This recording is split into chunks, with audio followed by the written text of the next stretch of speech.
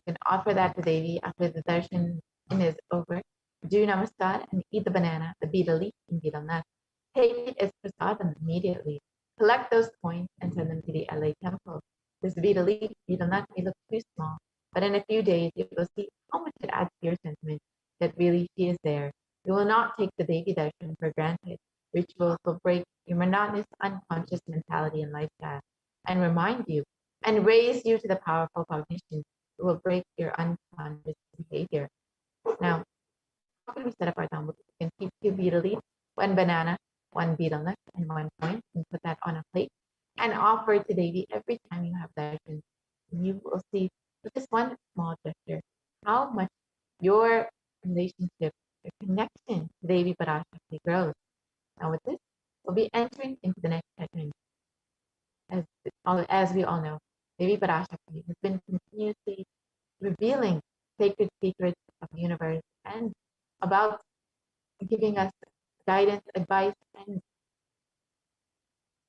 now in this segment, we'll be understanding what Devi Parashakti has revealed about the sacred secrets of new birth.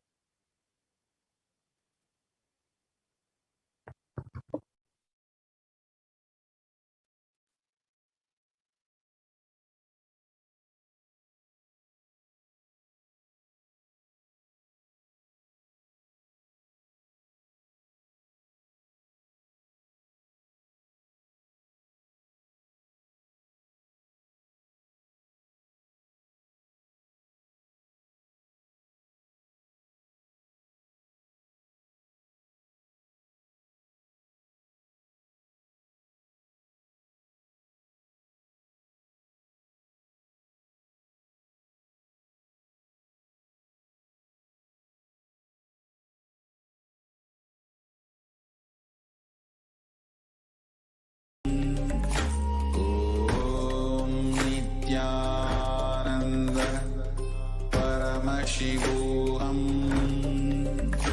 Om Nithyananda Paramashivoham. Om Nithyananda Paramashivoham. Om Nithyananda Paramashivoham. Nithyananda Paramashivoham. Om Nithyananda Paramashivoham. Om Nithyananda Paramashivoham.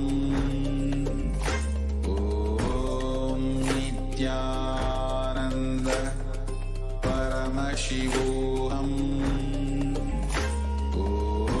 Om Nithyananda Paramashivoham. Om Nithyananda Paramashivoham. Om Nithyananda Paramashivoham. Nithyananda Paramashivoham.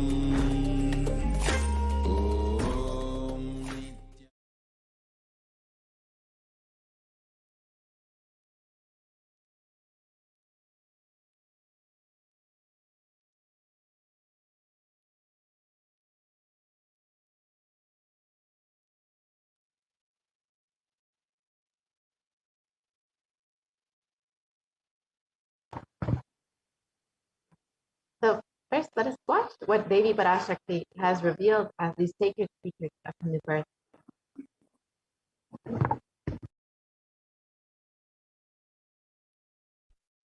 நன்றாய் கேட்டுக்கொள். உன் கேள்விக்கு உன்மூலமாய் உலகெங்கும் இருக்கும் இந்துக்கள் எல்லோர்க்கும் அளிக்கின்றேன் உத்திரம். கேட்டு வாழ்ந்தால் உங்கள் வாழ்க்கை பத்திரம். நன்றாய் கேளுங்கள். பிறப்பின் ரகசியத்தை பிறப்பிலா பெருமை உடைய பரமேஸ்வரி சொல்லுகின்றேன் கேளுங்கள். அண்டஜம், யோனிஜம், ஜலஜம், பீஜம் எனும் 4 விதமான பிறவிகளில் 84,000 யோனிகளில் பிறக்கும் பிறப்புகளிலேயே பெருமை வாய்ந்ததும் உத்தமமானதும் மனிதப் பிறவி. அந்த மனிதப் பிறவியிலும் பலமுறை பிறந்து உழன்று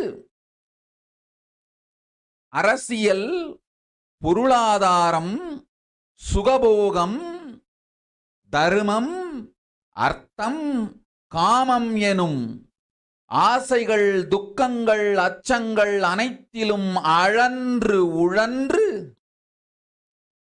இனி வேண்டாம் இப்பிறவி, வேண்டுவது மோட்சமே என்று முடிவெடுத்தோர்க்கு மட்டுமே ஹிந்து மத யோனிஜம், ஹிந்து பெற்றோர்க்கு பிறந்திடும் சனாதன ஹிந்து தர்ம யோனிஜம், மனித பிறவி உத்தமம், சனாதன ஹிந்து தர்ம மனித பிறவி உத்தமோத்தமம். இந்த உத்தமோத்தம பிறவி எடுத்த எல்லோருக்கும் ஜீவன் முக்த விஞ்ஞானத்தையும் சனாதன தர்மத்தையும் காக்கின்ற கடமையும் உண்டு. அதனால் வருகின்ற நன்மையெல்லாம் அனுபவிக்கும் உரிமையும் உண்டு. இந்த கடமையை செய்வோம் என்று சத்தியம் செய்ததனால்தான் அந்த உரிமை அளிக்கப்பட்டது. பூமிக்கு வந்தபின் மனம் மயங்கி மதிமயங்கி சனாதன தர்மம் காக்க மறந்ததனால் மாயை அவர்கள் உயிரை பறிக்கின்றாள். நன்றாய் புரிந்து கொள்ளுங்கள். உயிரை கொடுத்தாலும் தர்மத்தை காப்போம் என்று உறுதி எடுத்தவர்க்கே சனாதன ஹிந்து தர்ம யோனிஜம் அளிக்கின்றேன் யான். உடல் பெற்ற பிறகு ஊழிப் பெருவலியால் ஆசை அச்சங்களை உதறவிடாது, உதறியும் விடாது சனாதன ஹிந்து தர்மம் காக்க மறந்தோரை உயிர் வாழத் தகுதியில்லாதவர் பட்டியலில் உடனடியாய் மாயை சேர்க்கின்றாள். அதனால் ராட்சசர்களும் அசுரர்களும் தானாகவே இவர்கள் உயிரை எடுக்கின்றார். நன்றாய் புரிந்து கொள்ளுங்கள். உயிரை கொடுத்தாலும் தர்மம் காப்போம் என்று நிற்பவர்க்கு நிலைத்திடும் வீரஸ்வர்க்கமும் கைலாச பதவியும், எக்காரணம் கொண்டும் தர்மம் காக்க மறந்த உத்தமோத்தம ஜனனமான சனாதன ஹிந்து ஜனனம் பெற்ற மக்களுக்கு இல்லை வேறு கதி. சனாதன ஹிந்து தர்ம மனித ஜனனம் உத்தமோத்தம மனித ஜனனம். உங்கள் உரிமை உலகில் அதிகம், உங்களுக்கு கடமையும் உலகில் பெரிது. தர்மம் காத்தாலே கடமை, தர்மம் காக்காதார்க்கு உயிர் வாழும் உரிமை இல்லை.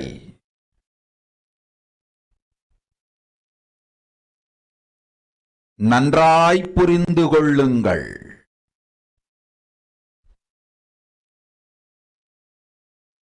உத்தமோத்தம பிறவியான சனாதன ஹிந்து தர்ம பிறவி எடுத்த எல்லோரும் புரிந்து கொள்ளுங்கள். உங்கள் வாழ்வின் முதற்கடமை தர்மம் காத்தல். தர்மம் காக்க தர்மம் உங்களை காக்கும். சனாதன ஹிந்து தர்மம் காக்க மறந்திட்டால் வாழும் உரிமையை நீங்கள் இழந்து விடுகின்றீர்கள். அதற்கு மேல் வாழ்ந்தென்ன அழிந்தென்ன? பூமிக்கு பாரம் குறையட்டும் என்று அசுரர்களும் ராட்சதர்களும் உங்களை உண்டு தீர்க்கின்றார்கள். அதையும் மாயை கண்டு சும்மாவிருப்பாள். பிரபஞ்ச ரகசியத்தை, பிறவியின் ரகசியத்தை உலகிற்கெல்லாம் உத்தரமாய்ச் சொல்லிவிட்டேன். புரிந்து வாழ்வில் நடந்து உயிரை பத்திரமாய் பார்த்துக் கொள்ளுங்கள். அன்னை சொல்லும் அருள் சத்தியம் இது. ஓம் ஓம் ஓம்.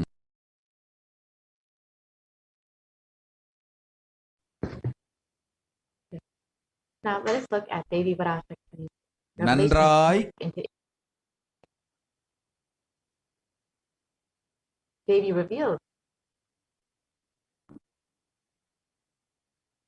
Listen, Andajam, Yonijam, Jalajam, Bijam.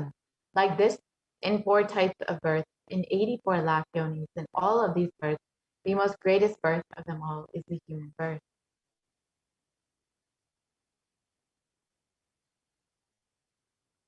Even in that human birth, being born and toiled many times, after getting burnt and toiled in politics, in finance, in luxuries, in dharma, artha, kama.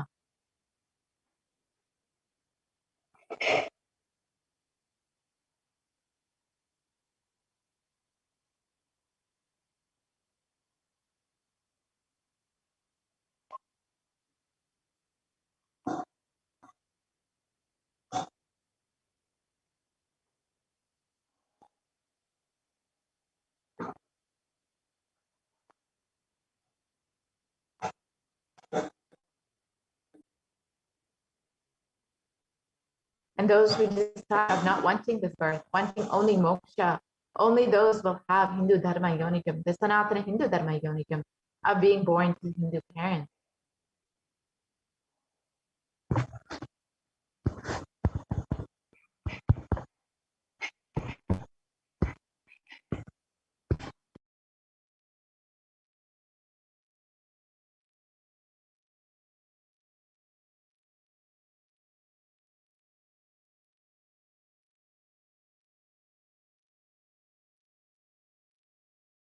And even in that human birth is Uttamam, the best.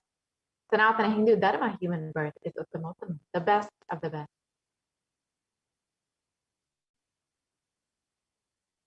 One who took this Uttamottama birth has the responsibility of protecting the science, enlightenment, and Sanatana Dharma. And also they have the right of experiencing its benefits. This right was given to them because of their commitment given by them to do this responsibility. After coming to Bhuloka, by getting mentally deluded and forgetting the dharma of protecting Sanatana Hindu Dharma, Maya, she is taking away all their souls. Understand carefully, I'm giving the Sanatana Hindu Dharma Yonijam only for those who gave the commitment of protecting Sanatana Dharma, even by giving their life.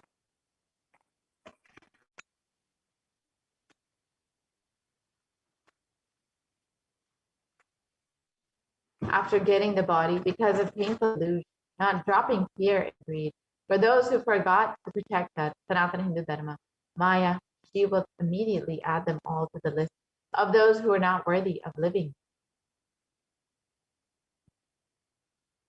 Therefore, Rakshasas and Asuras will automatically taking away their life. Understand properly, for those who stand that even by giving their life, they will protect Dharma, will permanently lead us Varga and Kailasa Padavi.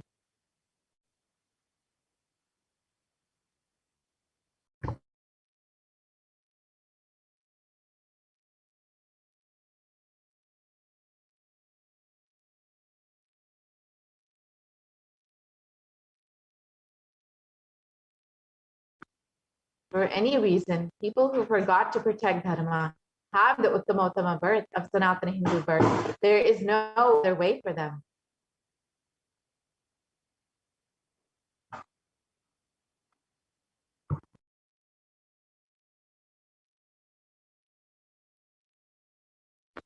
Sanatana Hindu Dharma, human birth, is Uttamottama human birth. Your rights in this world are immense. Also, your responsibility in this world is large. Protecting Dharma is responsibility. Those who do not protect Dharma, they do not have the right to live. Understand properly, all those who took the Uttamottama birth, which is Sanatana Hindu birth, is all of you understand. The first responsibility of your life is protecting Dharma. If you protect Dharma, Dharma will protect you. If you forget to protect Sanatana Hindu Dharma, you lose the right of living. After that, the bodies will get destroyed. Asuras and Rakshasas will eat you, so that burden on earth will be reduced. Seeing that Maya, she will keep quiet. So let us understand what is the responsibility of the Hindus as revealed by Devi Parashakti.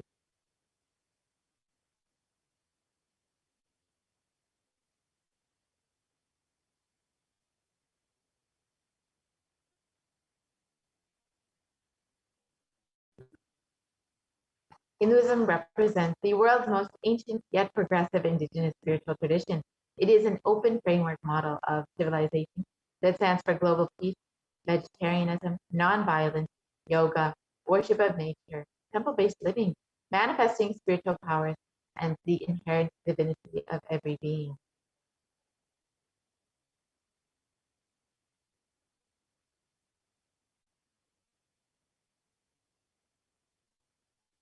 The Hindu nations were ecosystems where more and more enlightened beings could be produced. That enlightened civilization could be kept alive, and its great gift shared with the world.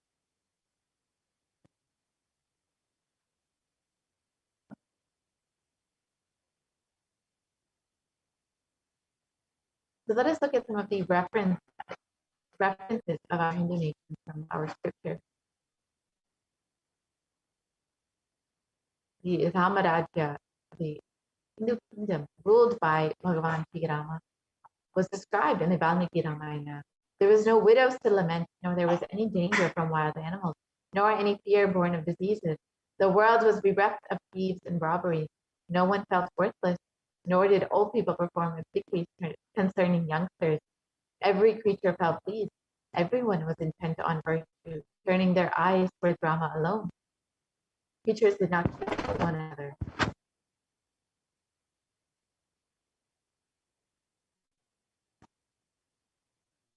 And the description continues on.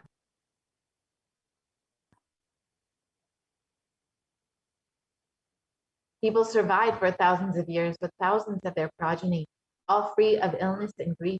The trees there were bearing flowers and fruit regularly without any injury by pests and insects. The clouds were raining in time, and the wind was delightful to the touch. Every caste was performing their own duties. Satisfied with their own work and bereft of any greed, people were intent on virtue and lived without telling lies. All the people were endowed with excellent characteristics. All were engaged in virtue. Another description of one of the ancient Hindu kingdoms, the Hastinapur kingdom, ruled by Yudhishthira, was described in the Srimad Mahabharata. Devas granted rains to fulfill all wants. The world became free of all diseases. There was no hunger or thirst anywhere. There was no mental suffering. Those without livelihood were given livelihood. And there was abundance all around. There was no worldly worries left for anyone. And there was no cause for fear either. Happiness on earth was in fact even greater than in the heavens. And the Hindu nations had so much to contribute in every single field, whether it's the field of enlightenment, health, medicine, art, science, technology, aviation, dance and music, clothes and jewelry, social systems, judicial systems, political systems, legal systems. Hindu nations contributed in every field and gave breakthroughs in every field. So over the course of 1,000 years, our Hindu nations were destroyed due to various invasions and attacks by outsiders. Let us look at this three-phase attack and destruction of the Hindu civilization. The first phase were the Islamic invasions between 800 and 1700 AD. This was the physical destruction of the Hindu civilization. And Wilderand, a famous historian, has described that the Mohammedan conquest of India is probably the bloodiest story in history. The Islamic historians and scholars have recorded with great glee and pride the slaughters of Hindus, forced conversions, abduction of Hindu women and children to slave markets, the destruction of temples carried out by the warriors of Islam. During 800 to 1700 AD, millions of Hindus were converted to Islam by sword, and during this period, and millions more were raped and murdered and dismembered.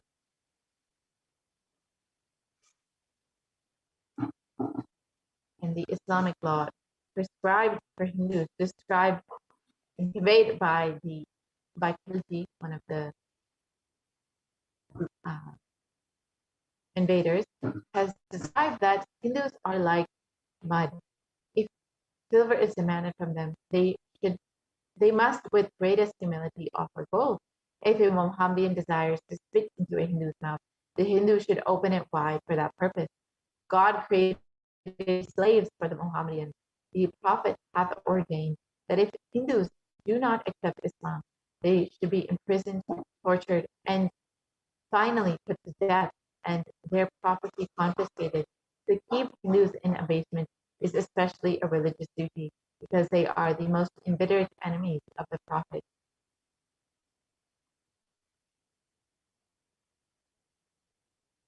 And during the Islamic invasions, over 200 million Hindus were slaughtered by Muslim invaders. Over 100,000 temples were destroyed, and over 1 million deities and sculptures were destroyed. And the description of these invaders, the conquering enemies burnt villages and devastated the land, plundered people's wealth. We can go back to the previous slide, please.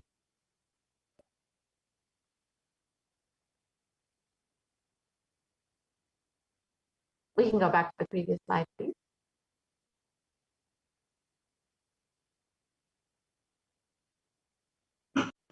Yes, and the description of this invasion, the conquering enemies burned village, devastated the land, plundered people's wealth, took Brahmins and children and women of all classes captive, tied them with thongs of raw hide, carried a moving prison with them, and converted the prisoners into a sleeper's church.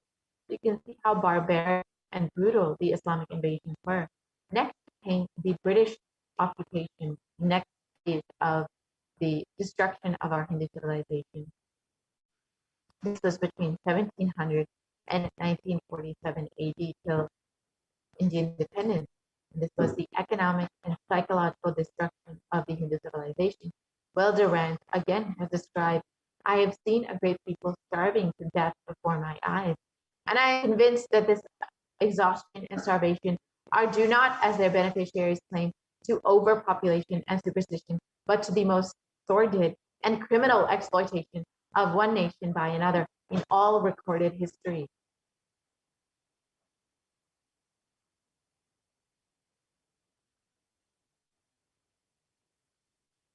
And the British Empire used all possible means to destroy Hindu civil and cultural institutions in order to delegitimize and demoralize the indigenous people of India so that they would become slaves in their own homeland. This included discriminatory laws to instill feelings of racial inferiority, engineering artificial famines to starve natives into submission, annexing Hindu kingdoms to undermine the Hindu rule, mistranslating Hindu scriptures to instill anti-Hindu narratives, destroying the indigenous Gurukul education, which was the backbone of the Hindu civilization, destroying the local industries and forcing importation of British goods, and banning Indians from owning any firearms or producing any firearms.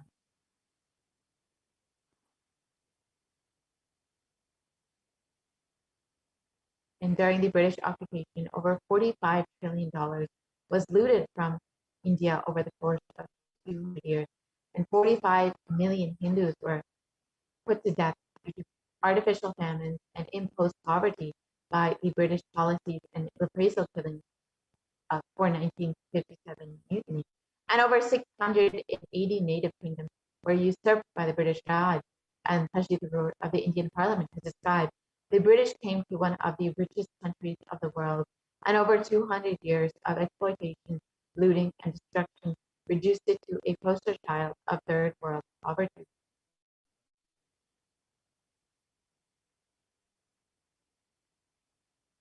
The next phase of the destruction of the Hindu civilization came with the secularization of India. This was between 1947 and present day. This has been ruled by brown faces, British attitudes and policies towards Hindus. And Nehru, the first Prime Minister of India, has described what a disgusting, savage people we are. Politics, progress, communism, science, socialism. Where are they before this black religious savagery? India can never be a Hindu republic.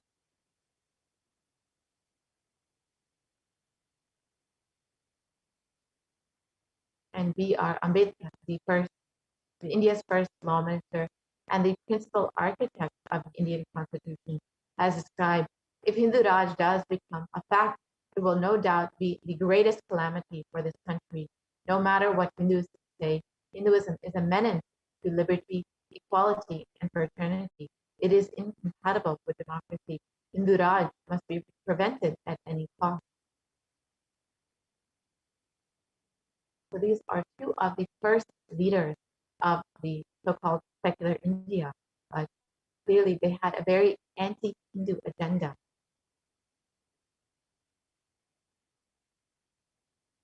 And the modern Indian legal system, academia, and media all systematically undermine, suppress, and delegitimize the Hindu institutions and culture.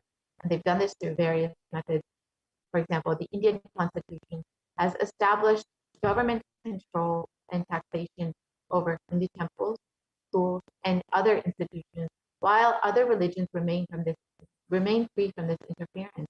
And Articles 26 to 30 of the Indian Constitution discriminates against Hindus by giving special rights and benefits to non-Hindus. This includes government benefits and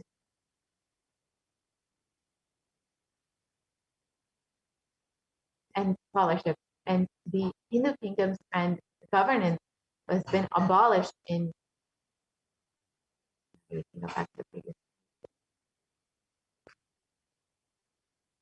Hindu kingdoms and governance has been abolished in the secular India, and anti-superstition laws have been passed to criminalize Hindu practices, and mainstream in academia have presented Hindus as sexist, racist, backwards, and oppressors. And the media has also portrayed Hindus in the same way in both Bollywood and TV.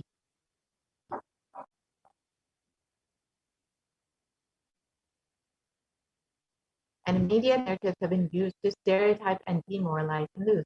Bollywood and other mainstream media outlets consistently portray Hindu gods and gurus as cartoonish, dishonest, corrupt, and sex fiends in a manner that is similar to the British imperial propaganda.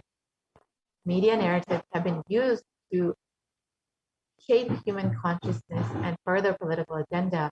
Racist British colonial stereotypes portraying Hindus as superstitious, backwards, dishonest, and corrupt has been perpetuated by their British brown successors in modern day India, completely unabated. Here you can see some of the examples of how Hindus and Hindu gods and gurus have been portrayed in the media. So now let us look at the revival of the Hindu nation, as it is the responsibility of Hindus as described by Devi Parashakti.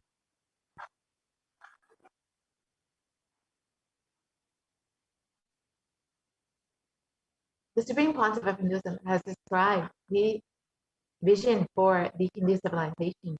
During the time of the Mahabharata, we Hindus had 56 deshas, 200 states, 1,700 samsthanas, and 10,000 sampradayas.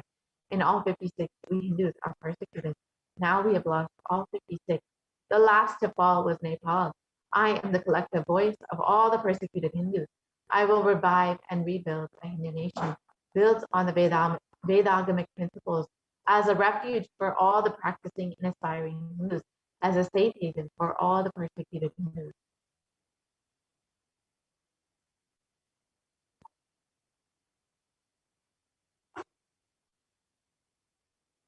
And this revival of Kailasa, the Hindu nation, is for reviving the whole life of enlightened civilization and all the great things that it has to offer to the world, bringing legitimacy to all the offerings Sanatana Hindu Dharma has, and by sharing it with the whole world is the purpose of this Kailasa, the Hindu nation.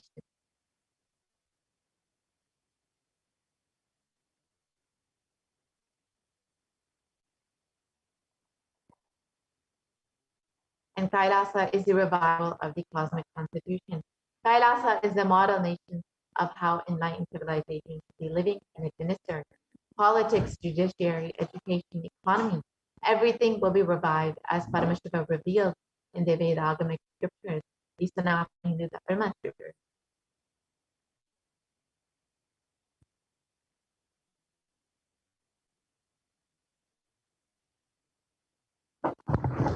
Being one of the most persecuted civilizations, Hinduism is on the brink of extinction, such that the next generation may know about Hinduism only through our history books.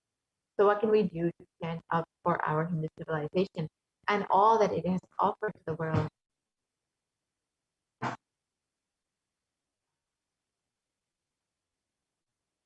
Today, Hinduism is a political orphan. The preservation and restoration of Hinduism's spiritual and cultural heritage is impossible without a national identity. So what can we do to save Hinduism? We must reclaim our Hindu identity. As Devi Parashakti has revealed, after coming to Loka, we have forgotten the commitment that we have given to protect Sanatana Hindu Dharma due to Maya and delusion. It is now time to reclaim our Hindu identity.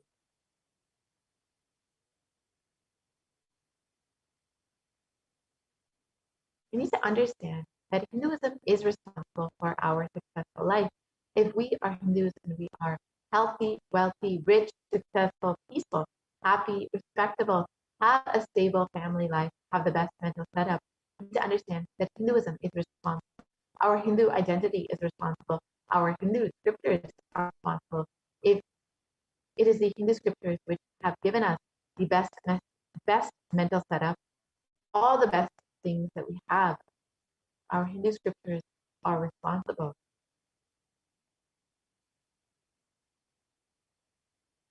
And Hinduism is amongst the most, Hindus are amongst the most richest and successful ethnic communities in the world. Hindu scriptures, Hindu lifestyle, our enlightened masters are responsible for this. Our Hindu thought currents are responsible for this. And just one example of Hindus across the globe, in the Hindustan Times, it was reported that Hindus are the most educated religious group in the US, according to the Pew Study report.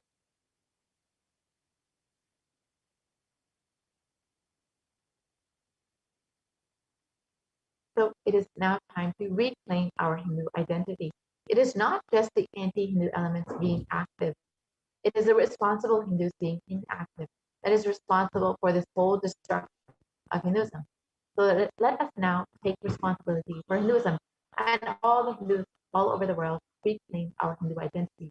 As Devi revealed, this is the commitment that we have given when we were given the Uttamottama birth of Sanatana Hindu birth.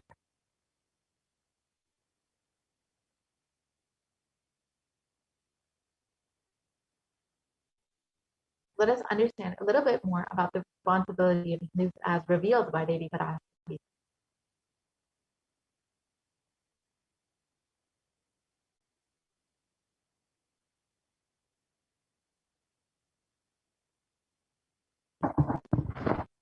It is the responsibility of Hindus to revive this enlightened civilization again and again and give all the gifts of the enlightened civilization to humanity. The revival of the enlightened civilization, the Kailasa, the Hindu nation, is the survival need of humanity.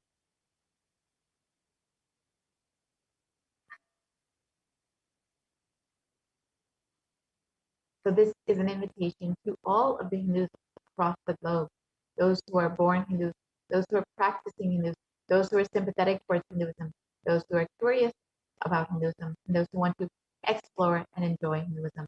Please come and become a part of this revival of Kailasa, the only Hindu nation.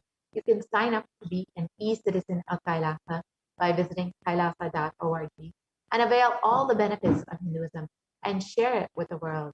Now with this, let us watch what the Supreme Pontiff of Hinduism has revealed as a need for this Kailasa, the only Hindu nation.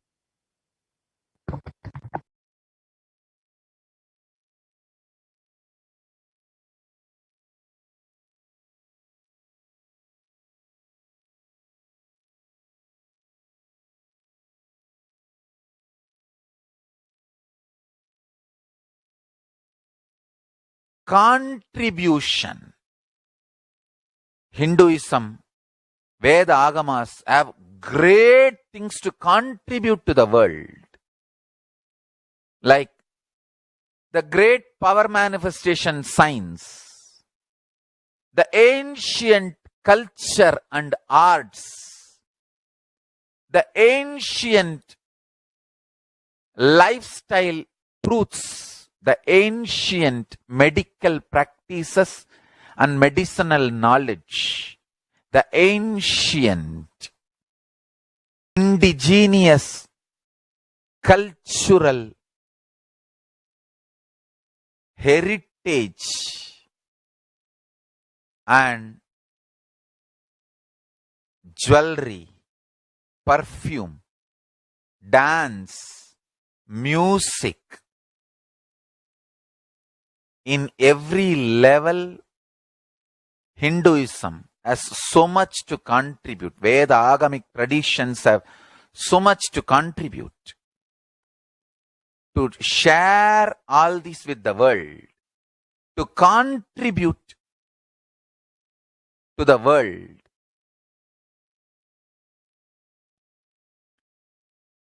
Hindus need to tell the world what they are contributing in every level. The brand of Hinduism itself is enriching and empowering and enlightening. Hinduism is all about enlightening the world. Empowering, enlightening, enriching the world. Contributing.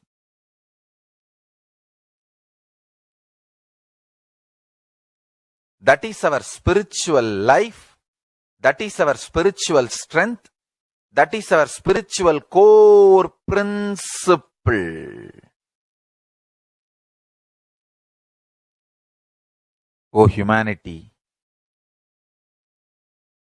I request you with folded hands, some one corner of the world, if you just give me few hundred acres, I will keep this whole science alive.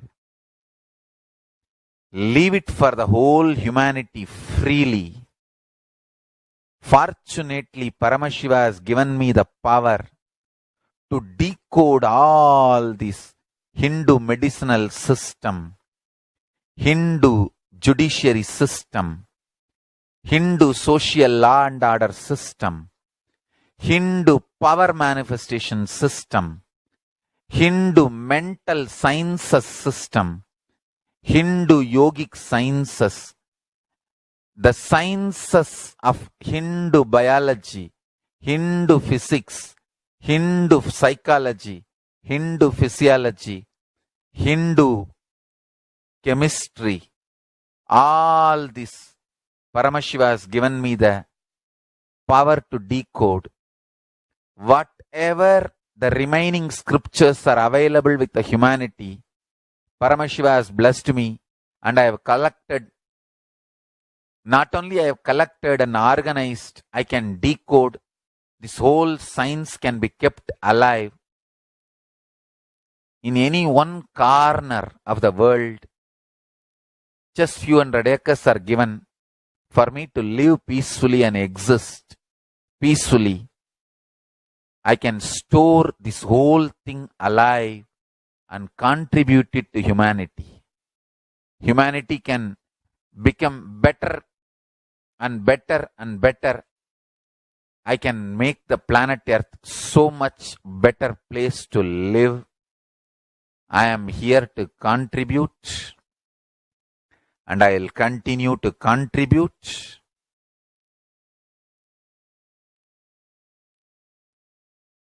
As long as I am allowed to live, I will contribute.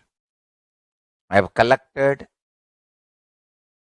all the remaining available scriptures, maybe 2 crore books. 2 crore means 20 million, I think, books on Hindu physics, Hindu chemistry, Hindu biology, Hindu physiology, Hindu psychology, Hindu law and order, Hindu social system, the power manifestation sciences of Hinduism, yogic sciences of Hinduism. I have collected, and Paramashiva has given me the blessings and power to decode. I have decoded and continuing to decode them. If the humanity, somebody is kind enough to give me few hundred acres in one corner of the world and let me live peacefully, I can keep all the scriptures there and go on sharing with the world, revealing these whole sciences to the world, and go on contributing. I don't need anything other than 1 cup of curd rice every day. That's all. A cup of curd rice per day over. I can go on be giving this to the world. I can add to the world. I can make the world better place to live.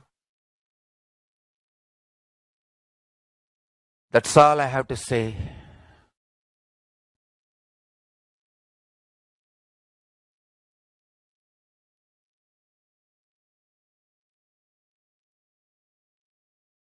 Thousands of medicines are described detail in ancient Siddha and Ayurvedic scriptures. Paramashiva has given me the power to decode them, read them, and properly translate and map them to the modern day human language. And I am ready to work 20 hours a day. I just need few hundred acres where I can sit peacefully and keep this library, run a Gurukul where thousands of people can learn this and share it with the world. Understand?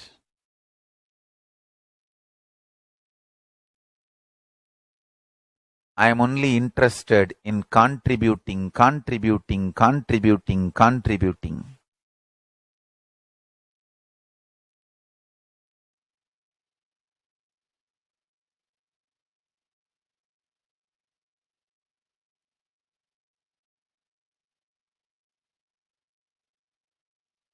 If we can decode all this great knowledge, whole world can prosper from this knowledge. Whole world can enjoy from this knowledge.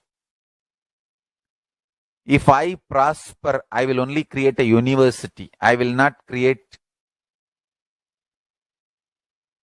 anything else.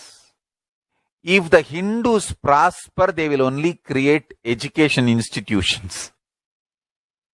Because Hinduism is all about giving, contributing.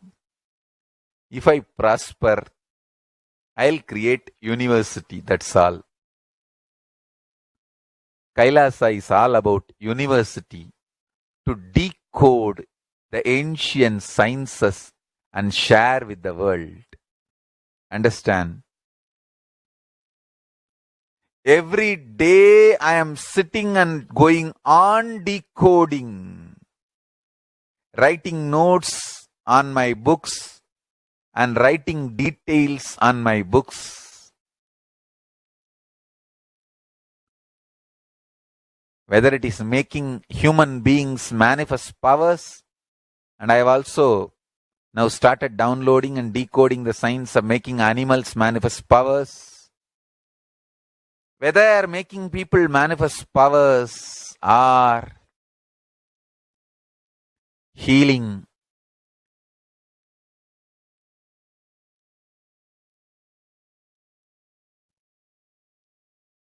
In every level, life is all about contribution, contribution, contribution.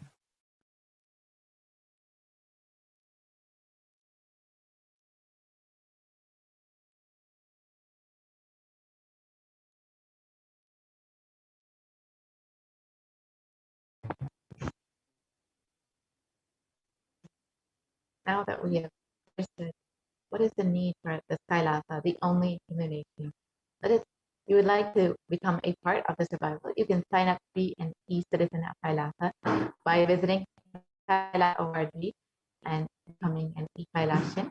And you can share this with all of your friends and family and invite them to also be an e-Kailashian and be a part of the survival of Kailasa. Now with this, we will be concluding this portion of the program. We'll be entering into the next segment that we can make a Devi Parashakti. As all of us know, Devi has been continuously manifesting over the last several months to guide us, bless us, and protect us during the time. So if you would like to offer your gratitude to the Divine Cosmic Mother, you are welcome. Stay tuned for this next segment where we will go through some of the offerings that we can for Devi Parashakti.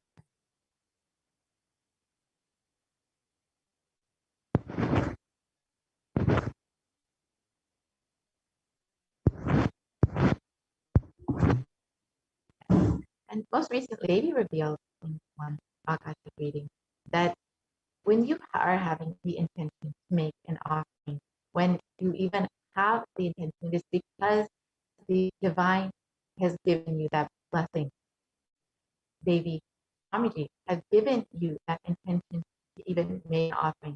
And you will only be given that intention when the divine, when Devi, when Swamiji are ready to shower upon you, to shower their great love and blessings upon you. So now, if you're having this intention to make an offering, you should celebrate this intention, and you can stay tuned for this next segment and understand how to make your offering.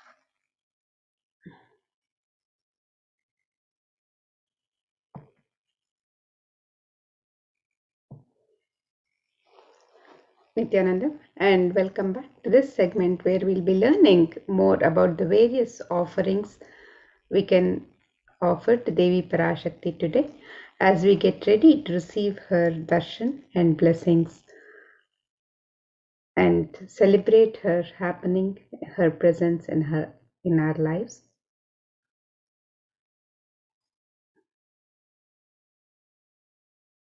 And in the Hindu tradition, the offerings are a pure gift of love, devotion, and oneness, and it consists of the sacred sentiments of the devotee to the divine.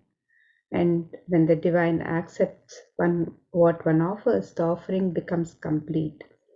The offerings are not made out of fear or greed. It is just an expression of the pure love and devotion for the divine. And when an avatar lands, the offerings are purely a part of the grand Leela played out only for the purpose of enlightenment.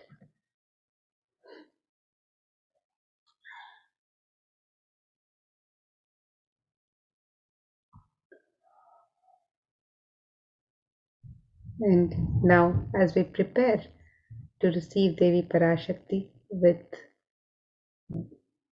the best that we have to offer, our favorite offerings to Devi Parashakti, let us also contemplate on the grace and splendor, the beauty of Devi Parashakti as described in the Dhyana Shloka. This Dhyana Shloka is from the Moola Agama Manonmani Dhyana. This verse says, Induni bhaveda karavarninayanam syat pankajavaraabhaya japakshasarayuktam angahimabhushana vichitravasanam syat tungamakutojvala manonmani swarupam. The translation of this verse, it says, moon-like face holding Veda, books on hand, fire in eyes with lotus flower gracing in blessing hands and one hand with Japamala, beautifully decorated with jeweled ornaments in wonderful clothes and shining crown. Her name is Manonmani.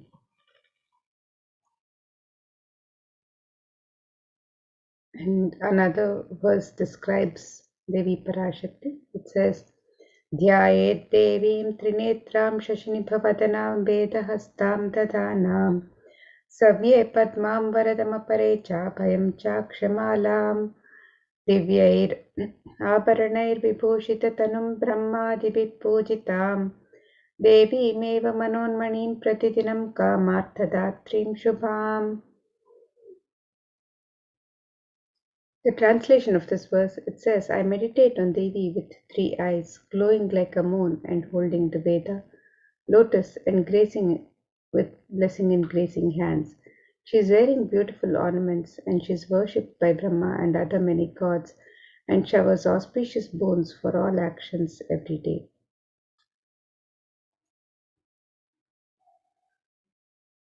And in the Hindu tradition, the sacred element of gold is used in abundance in the various rituals and offerings to the divine in the temple rituals and items of worship. So let us look at the significance of this divine element of gold in the worship of the divine. And this verse from the Atharva Veda describes one of the many significance of gold. I'll be chanting this verse from Atharva Veda now.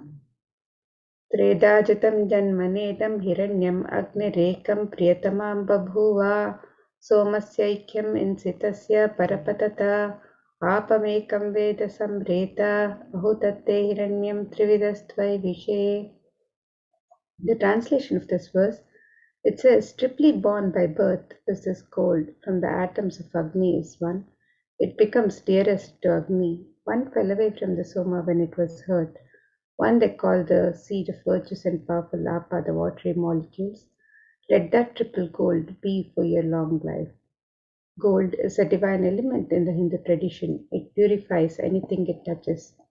It is an element of great spiritual significance and spiritual power of healing and enlightenment. The vibration of gold has the power to infuse sattva energy and positive thought currents in anyone who wears and in anyone who sees or operates in its vicinity. Gold is present in all the scriptures, the Agamas, the Vedas, Shrutis, Smritis, Itihasas, Puranas. In all the Hindu scriptures, it is abundantly displayed that gold is the most auspicious and purest metal which purifies our being. In the Hindu civilization, everything was built in gold, exchanged in gold. Ritual fees were offered in gold bricks. When one was to be saved from life-threatening illnesses, gold was offered as a ritual fee.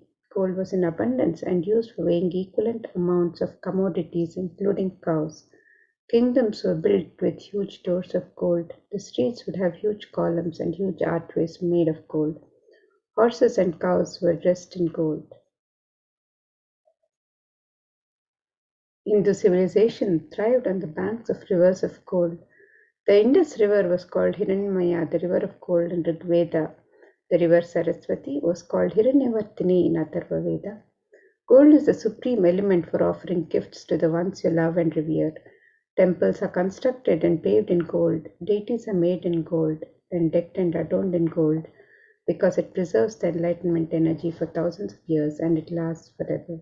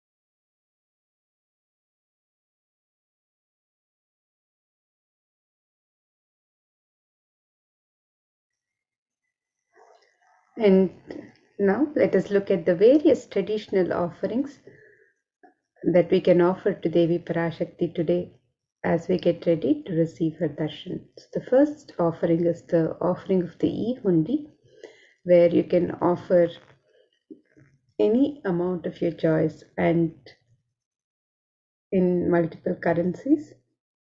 And Devi is described as Bhakti Priya, the one who is fond of true devotion. So let us look at this verse which describes Devi's love for true devotion. It says, Bhakti Priya, Bhakti Gamya, Bhakti Vashya, Bhayapaha, Shambhavi, Sharadaradhya, Sharvani, Sharmadaini. The translation of this verse, it says, Devi is fond of true devotion and is realized through true devotion. She can be won over through true devotion and she removes all fear.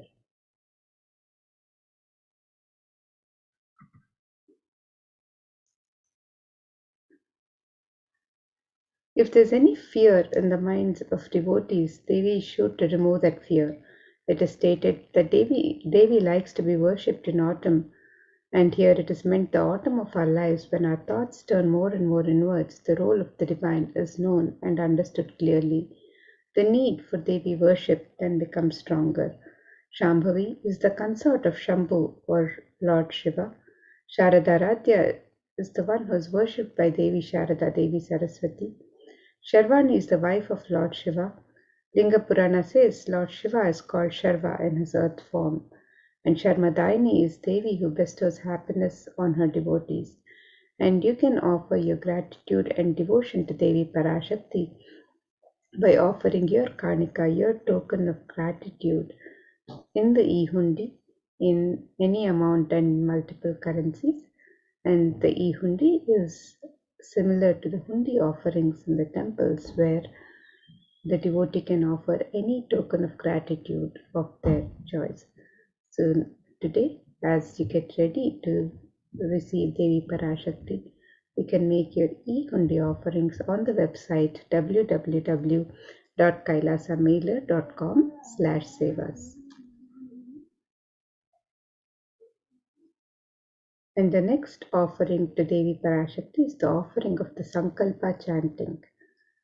And this verse from Devi Mahatmya, chapter 12, verse 34 describes, Tayaitan mohyate vishwam shaiva vishwam prasuyate saya chittaja vijanam tushtarudim prayaschati. The translation of this verse, it says, the goddess enchants this universe and she herself gives birth to this universe. That goddess being prayed without interest in anything gives that knowledge that leads to salvation and gives wealth in the materialistic sense. You can make the offering of the Sankalpa, the conscious resolution to Devi Parashakti, and be blessed with all the fruition of the desires and wishes that you're yearning for. You can make this offering of the Sankalpa chanting on the website www.kailasamailer.com/sevas.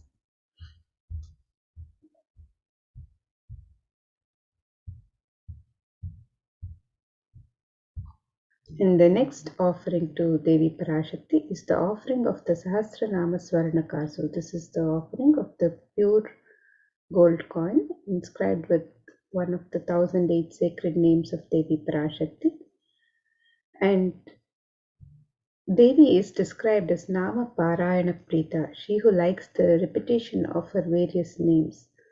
And this offering of the Sahasranama Swarnakasu, where each coin is inscribed with one of the 1008 sacred names of Devi Parashakti, is a very special and unique archana offered to the Mahameru of Devi Parashakti.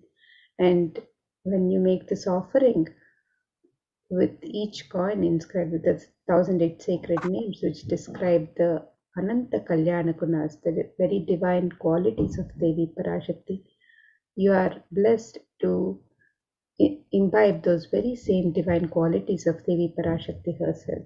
So you can make this offering of the Sahasranama Swarnakasu, the pure gold coin inscribed with the 1008 sacred names of Devi Parashakti. You can make this offering in 3 different denominations and any number of coins as you wish to offer.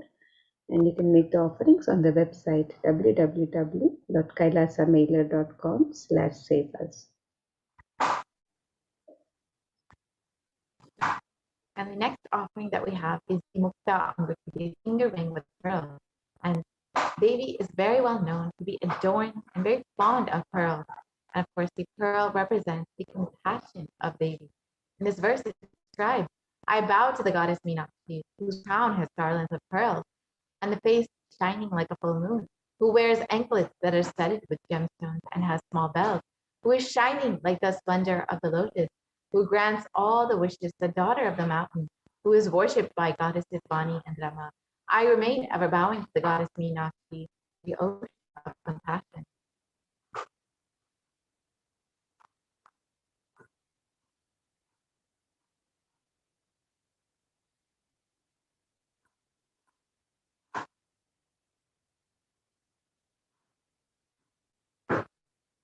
So you can offer this Mukta Anguti finger ring with a pearl to Devi Parashakti and receive. You can stop the screen here.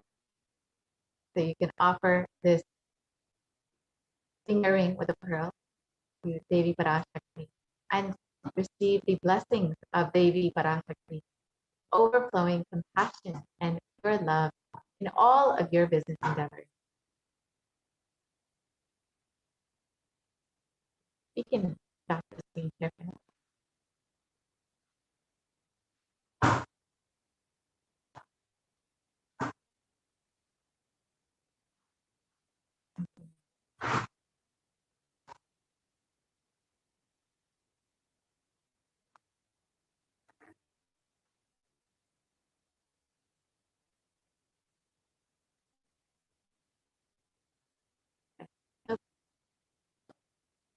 Let's now look at the next offering that we have available.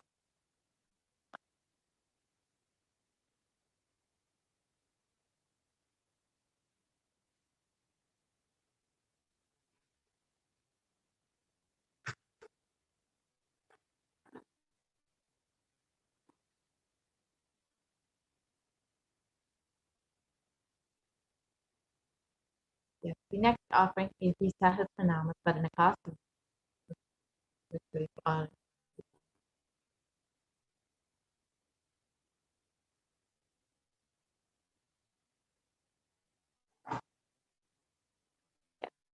offering. Yes, the next offering to Devi Parashakti is the offering of the Swarna Padma Pushpa, the gold lotus flower. And the gold lotus is a sacred offering in the Hindu tradition and is used in the worship of the divine in and it has many significance in the worship of the divine. One of the verses from the Kamika Agama describes the significance of the gold lotus, and this verse says, Ashtavidyeshwaropeta kumbhavarana samyutam sarve sasutra vastrādhya hema pankaja bhushitaha sapidanas sakkurachascha pakpa billa palaprabha snapanadhyaya samsiddha pramanena samanvitaha. The translation of this verse, it says, all the kalashas should be wound around with suitable thread and covered with a new cloth. They should be adorned with the lotus flower made of gold. And there are hundreds of scriptural references for using the lotus in the worship of Paramashiva. Almost everything in the worship of the ultimate involving the consecration of deities of worship or meditating on the mudras or asanas used during worship involves the lotus flower, the lotus leaf, the lotus pericarp, the lotus petals. The lotus is a divine flower in the Hindu tradition. The Shakti of Paramashiva is also called a lotus. The base of the Paramashiva linga is a lotus. The disciple of Paramashiva is also considered a lotus, the one who is about to bloom. So you can make the offering of the gold lotus in any of 3 different sizes and be blessed to have the state, space, powers and being of Devi Parashakti in your inner space amidst any and every adverse situations in life.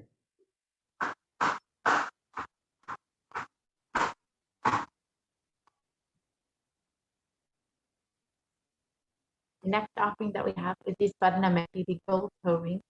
And in this verse, it describes the power of Devi's very toenails. It states, you whose brightness from the toenails destroy the ignorance in the minds of your devotees, who prostrate at your feet. You whose brightness from your 2 feet overpower that of the lotus flower. So just the very toenails of Devi Parashakti have the power to destroy the darkness of ignorance. So you can offer the toe ring to Devi Parashakti to adorn her sacred feet and be in constant gratitude for receiving the blessings in even the most difficult aspects of your life.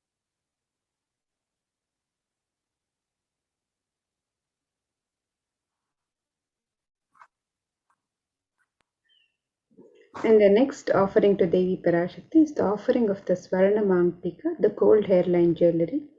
And Devi is described as Sudha Sharabi Varshini, she who makes the nectar flow in all our nerves from the Sahasrara, she who gives the very pleasant experience of the ultimate. And the Swarna Mangtika represents the nectar overflowing from the Sahasrara chakra, which is fully opened with the sacred sentiment of gratitude. And you can make the offering of the Swarna Mangtika, the gold hairline jewelry to Devi Parashakti, and receive the blessings of achieving the blissful state of overflowing gratitude and the space of complete completion. And you can make this offering on the website www.kailasamailer.com/savas.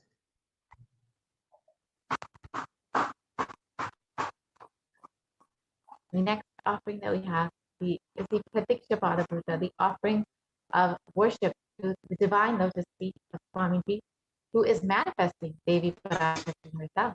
And in this verse from Saundarya Lahari, in Shloka 83, it describes that the toenails have been sharpened by constantly being touched by the crowns of the celestial beings, who always prostrate before Devi. Tamoguna is darkness. In this Stotram summit is indicative of the ignorance in the minds of the devotees, and by constantly prostrating before Devi, their ignorance is removed and they attain the ultimate knowledge. You can offer the Pratiksha Pada Puja to Swamiji, who's manifesting Devi Parashakti, and be blessed to remove all the ignorance and attain the ultimate knowledge of enlightenment.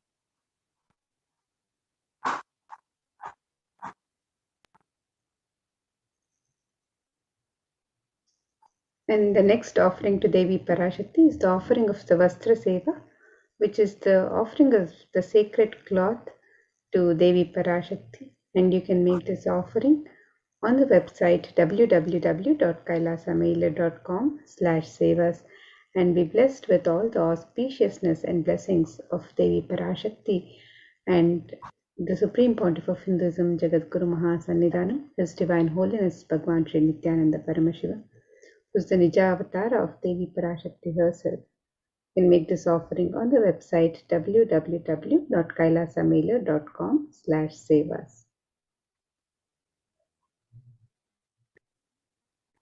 So here is the list of all the offerings that you can make. The Ihundi offering, the Sankalpa chanting, Devi Sahasranama Swarnakasa, the Mukta Anguti, the Svarna Padma Pushpa, the Svarnameti, the Svarnamartika, and the Pratiksha Bhaduja and the Vastra Seva. So in order to make your offering, you can visit kailasamailer.com/seva. It's a very simple process.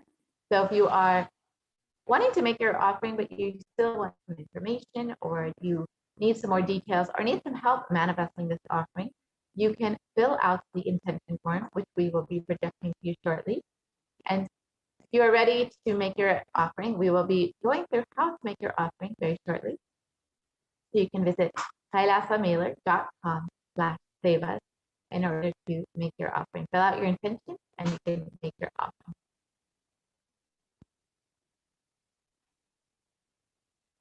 Once you're done making your offering, you can also fill out the Sankalpa form directly to the website. So here we have the website www.kailasamailer.com/sevas, where you can make all of the traditional offerings of ornaments and sevas by clicking on the link on step 2. And you can also make the offering of the e-hundi by clicking on the e-hundi link on step 2. And if you're ready to make your intention to make an offering, you can submit the form on step 1 if you would like to receive the blessings of Devi Parashakti to manifest your intention into reality. You can fill out the form on step 1, and once you've made your traditional offerings to Devi Parashakti, you can also fill the form on step 3, which with the details of your name and the names of your family members and your sankalpa, your conscious resolution. You can fill out the form on step 3 after you've made the traditional offerings to Devi Parashakti. So you can make the offerings of the e-hundi in multiple currencies: the US dollars, the Australian dollars, the New Zealand dollar, the Canadian dollar, the euro, the Indian rupees, the Singaporean dollar, the Malaysian ringgit, the Great Britain pound, and the Chinese yen. And you can make this offering in multiple amounts, any amount of your choice.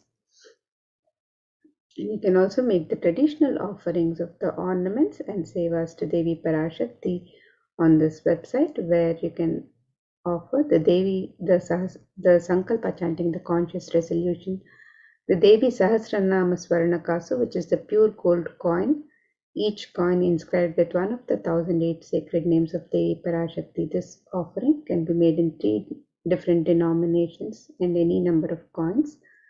The Mukta Anguti, which is the gold finger ring embedded with pearl. This offering can be made in 3 different sizes.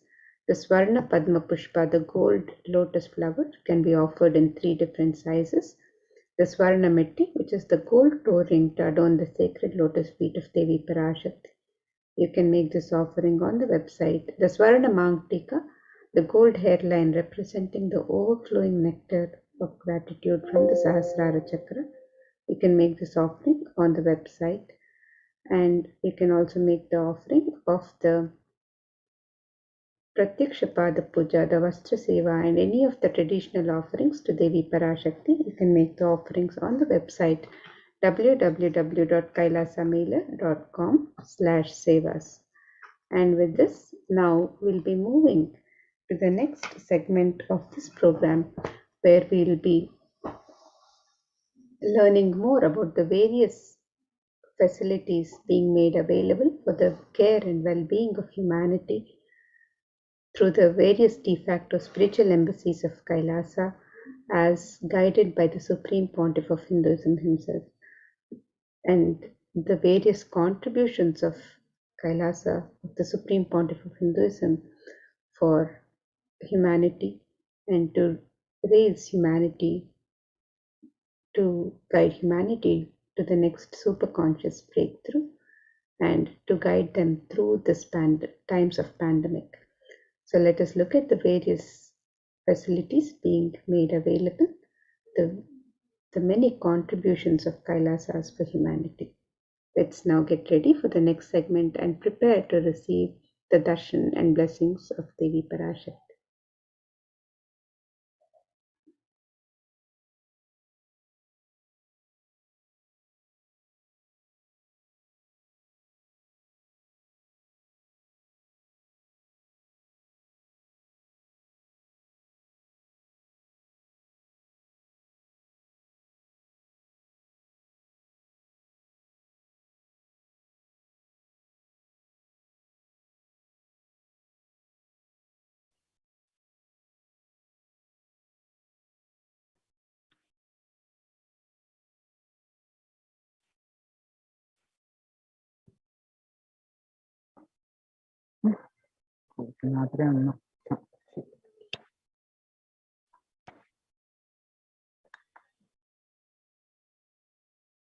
Nithyanandam, everyone.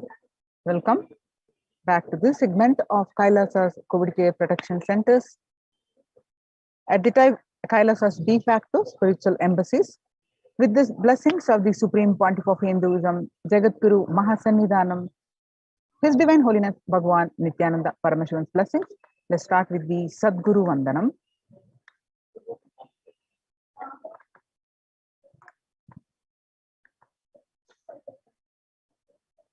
Nithyanandam Paramasugadam Kevalam Jnanamurtim Dvandvatitam Gagana Chadusham Tattvamasya Ekam Nityam Vimalamachalam Sarvadi Sakshibhutam Bhavatitam Triguna Rahitam Sadgurum Tam Namami.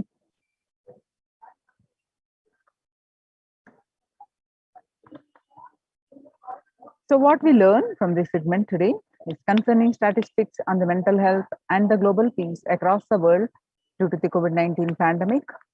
What are the Supreme Pontiff of Hinduism and Kailasa's contributions for global peace? Supreme Pontiff of Hinduism's spiritual solutions for COVID-19, Kailasa's COVID Care Protection Centers, and why temple-based ecosystems. UN recognizes Kailasa's contributions and join Kailasa's COVID Care Protection Centers. The crisis that we are under. Today, people around the world are trying to grapple with the grim reality that the pandemic is far from over. The aftermath of the current calamity promises to be much more devastating. The greatest economics of the world are facing disastrous futures, and countries are facing off each other in deep mistrust. Now let us see some statistics and current news. Record high cases in Australia amid third wave of COVID-19. Australia reported a new record number of coronavirus cases when the country continues to battle the third wave of COVID-19 infections. The World Health Organization makes a big statement about Delta variant of COVID-19. The World Health Organization recently said that the Delta variant of coronavirus has elbowed out all the other COVID-19 variants of concern that now represent a tiny fraction of the samples which are being sequenced. Less than 1% of alpha, beta, and gamma are currently circulating. It is really predominantly Delta around the world, said the World Health Organization technical lead on COVID-19, Maria Van Kerkhove. COVID-19 has now killed more Americans than the influenza pandemic of 1918 to 19 did. The coronavirus pandemic has now killed more Americans than the 1918 to 19 influenza pandemic did. The 1918 to 19 flu infected about 25% of Americans and killed an estimated 0.65% with 675,000 deaths. COVID-19 has infected more than 12% of Americans and killed about 0.2% with 676,000 deaths. Now that the US death toll from COVID-19 has surpassed 676,000, the coronavirus pandemic has killed more Americans than the 1918 to 19 influenza pandemic did. Axios and the Associated Press both released the grim milestone recently. COVID-19 now killed more Americans than the influenza of 1918 to 19 did. So it is declared as the US deadliest pandemic as the death toll crosses that of 1918 to 19 flu.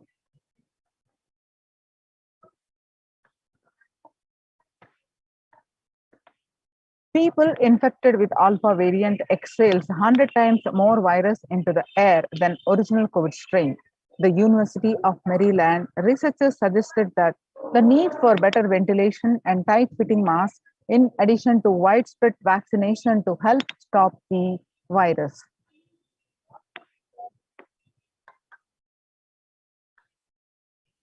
Six-feet distance may not be enough to prevent viral transmission indoors. According to a study, the physical distancing of 2 meters, about 6.5 feet, may not be enough to sufficiently prevent transmission of virus carrying airborne aerosols indoors, according to a study. COVID-19 Delta variant is still the most concerning, says the World Health Organization's experts. COVID-19 pandemic is nowhere under control in the United States, says the Chief Medical Advisor, Mr. Anthony Fauci. He said, right now, we are still in pandemic mode because we have 160,000 new infections a day. That's not even modestly in good control. In an interview with Axios, the US has reported 40 million cases of COVID-19 since the outbreak of the virus, with over 4 million infections adding up in the past few weeks. The increase in COVID cases comes as the US administration earlier this month announced that it is planning to provide better booster shots of the virus vaccine as the Delta variant has become dominant in the nation and is wreaking havoc. The surge in Delta variants is driven by the low vaccination coverage in many communities across the US, according to the US Center for Disease Control and Prevention. In the country of our size, you can be hanging around and having 100,000 infections a day. You've got to get well below 10,000 before you start feeling comfortable, Mr. Fauci said. The World Economic Forum, COVID-19 made the world less peaceful. The COVID-19 violent incidences and fatalities, January 2020 to April 2021, violent incidences related to the pandemic made the world less peaceful. The younger adults are more likely to report symptoms of anxiety and or depressive disorder during the COVID-19 pandemic. The average share of adults reporting symptoms of anxiety and or depressive disorder, what it was in January to June 2019 before the pandemic was 11%. Now the same anxiety disorder and depressive disorder, in just 1 month of the beginning of this year, it rose up to 41.1%. And some more statistics confirming the same, that showing the adults reporting symptoms of anxiety and depressive disorder during the COVID-19 pandemic. The younger adults are more affected than the older adults. The stress in America, a national mental health crisis. COVID-19 is a significant stressor for most Americans. Nearly 8 in 10, which is 78%, say the coronavirus pandemic is a significant source of stress in their life.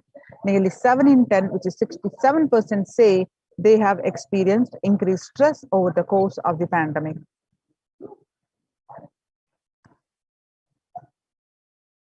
COVID-19 could exacerbate doctors' existing mental health burden. Of the health workers who treated patients during the COVID-19 outbreak, 50% showed signs of depression and 45% showed signs of anxiety, according to preliminary research. Self-reported mental health among pregnant women and new mothers. Before the COVID-19 pandemic, depression was 15%, and now during the pandemic, it rose up to 40.7%. And anxiety was 29% before the pandemic, and now it rose up to 72%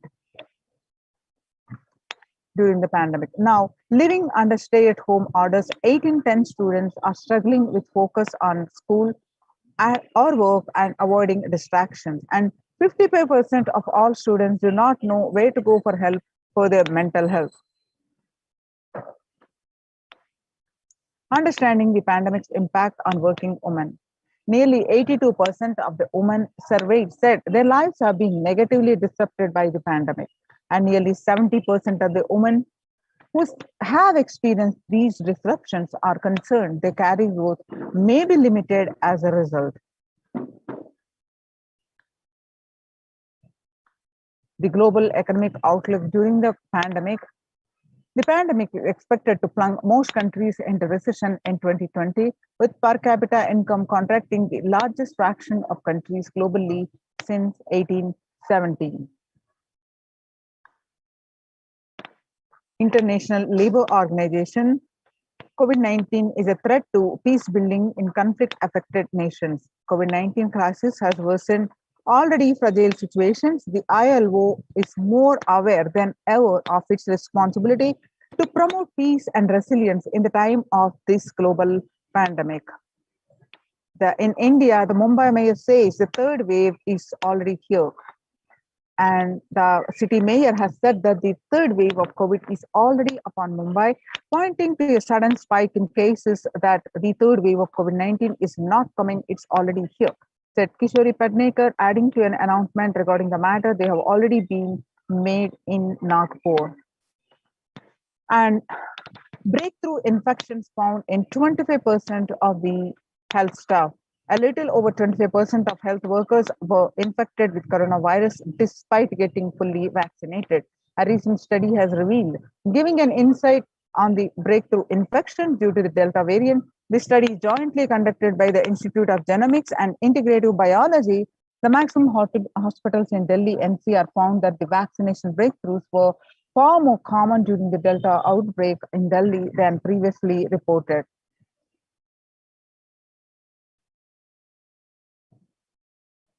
The COVID-19 variant Mu shows signs of vaccine resistance. All you need to know. The new coronavirus strain known as Mu, which was first identified in Colombia in January, has been designated a variant of interest by the World Health Organization.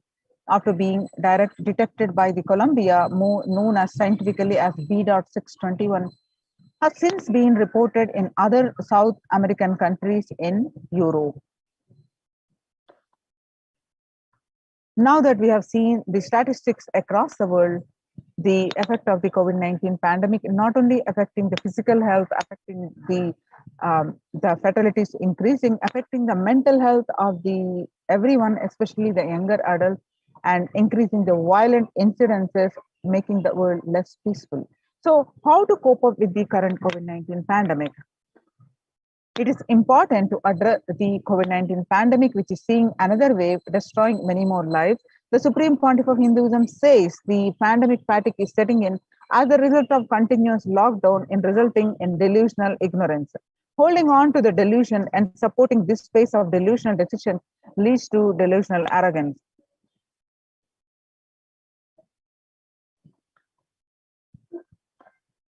The global COVID virus pandemic has left the whole world desperately looking for answers. Life as it had been experienced even back in February 2020 is no longer recognizable. Drastic change is the order of the day, with people having to redefine their world with new paradigms of economy, society, faith, religion, and health. Blessed are those who have had the greatest fortune to be with the incarnation of Paramashiva, the Supreme Pontiff of Hinduism, in their lives to carry them through this crisis.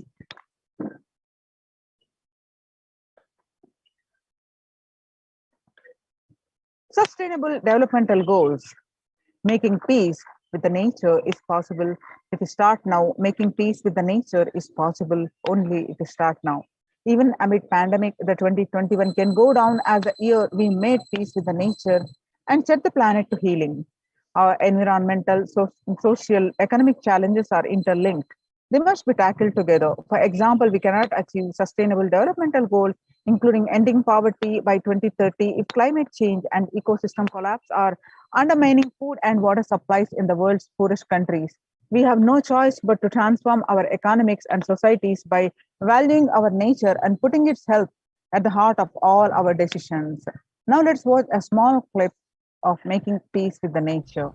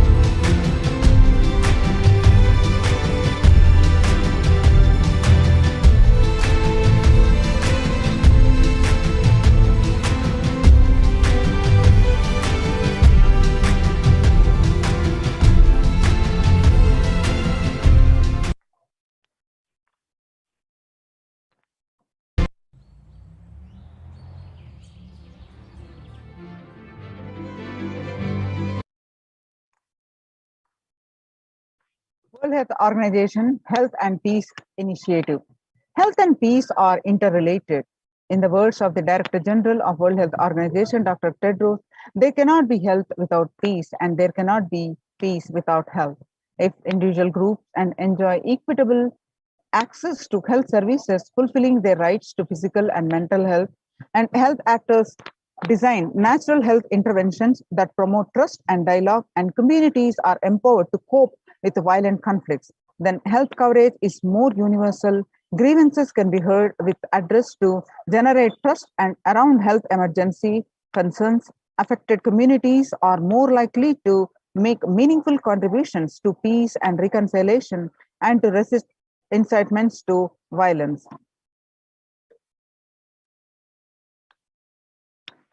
Amid COVID, we need enhanced international coordination to build peace.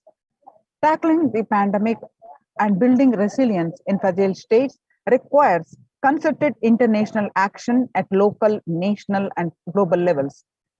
As the humanitarian and economic toll of the COVID-19 pandemic continues to grow, so does the risk that this crisis will fuel new conflicts around the world while streaming the prospects for resolving ongoing ones.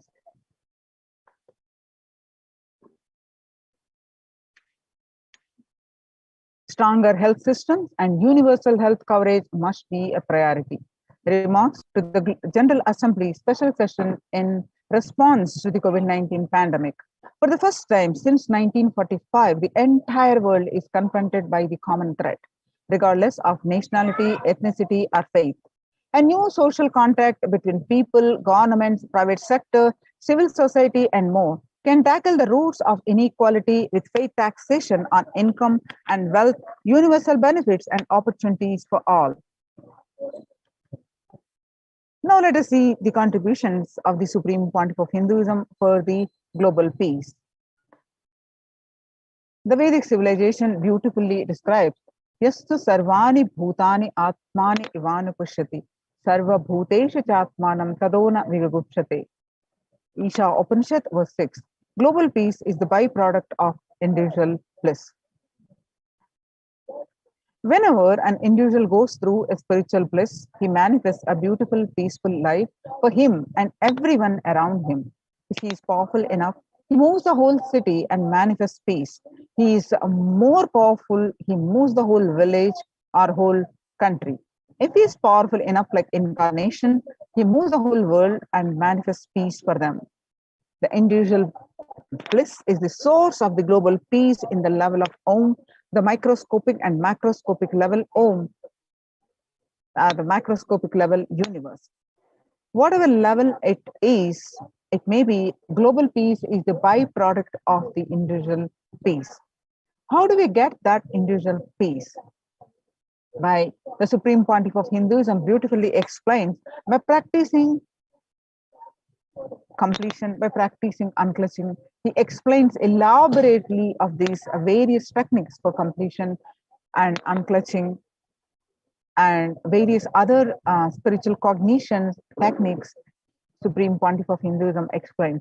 And now let us see some of the techniques and processes, practices the Supreme Pontiff of Hinduism explains to achieve individual peace and bliss. So global peace is the byproduct of individual bliss. With my love and respects,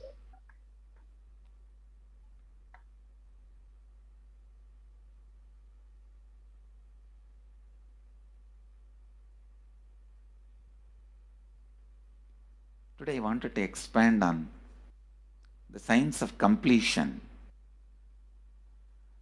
How the science of completion can directly impact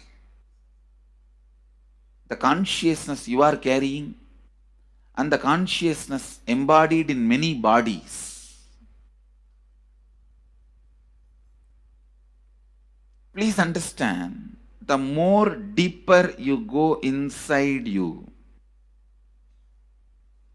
means more deeper space you go inside you,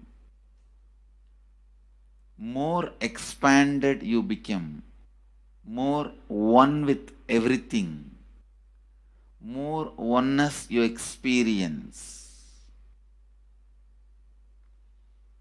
Because the more deeper you go, the more you experience the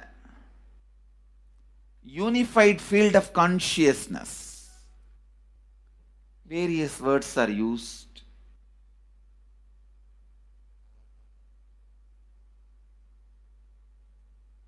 Some of the Hindu traditions uses the word Atma, Brahman. Some of the Hindu traditions use the word Nirvana. Whatever word you may use, Atman, Brahman, Nirvana, unified field of consciousness, whatever. But one thing I want to tell you, the deeper and deeper you go in your inner space, you experience the vast oneness.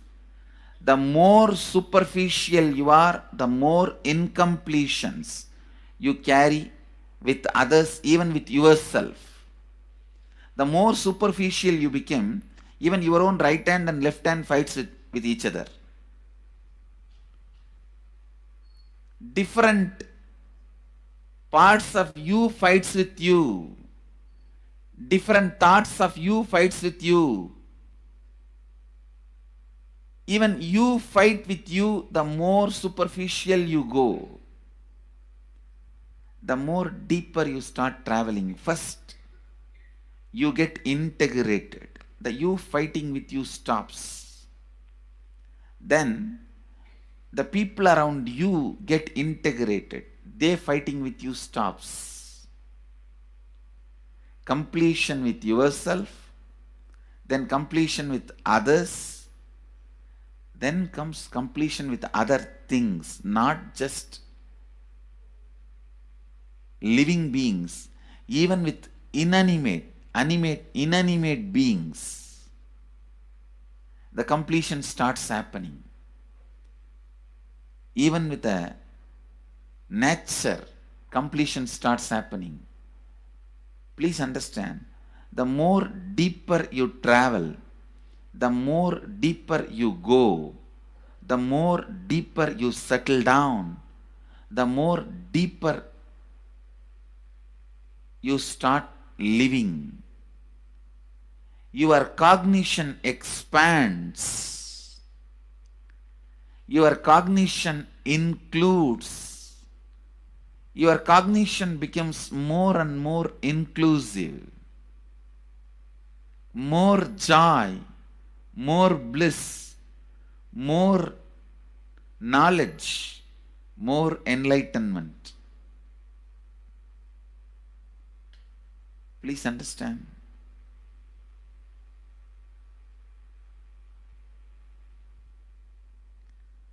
The more and more completion happens in you, you will see everyone around you feels complete with you.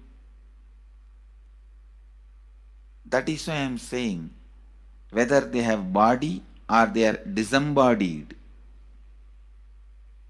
in the deepest corners of your being, deepermost layers of your being, deepest parts of your being, you experience such powerful awareness, such joy.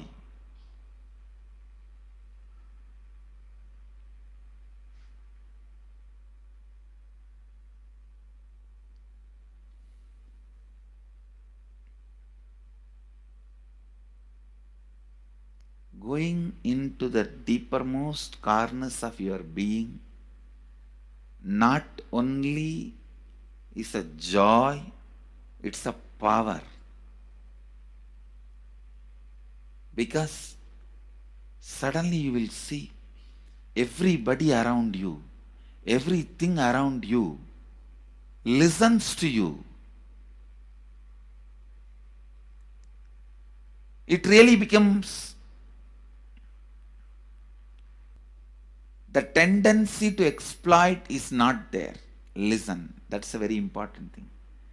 Power without the tendency to exploit. Because as long as you feel the other person is separate from you, when you get the power, it will always be used for exploiting. Because the other person is separate from you, then naturally what you will feel? Let me suck all the possible energy, intelligence, time, talent, treasure.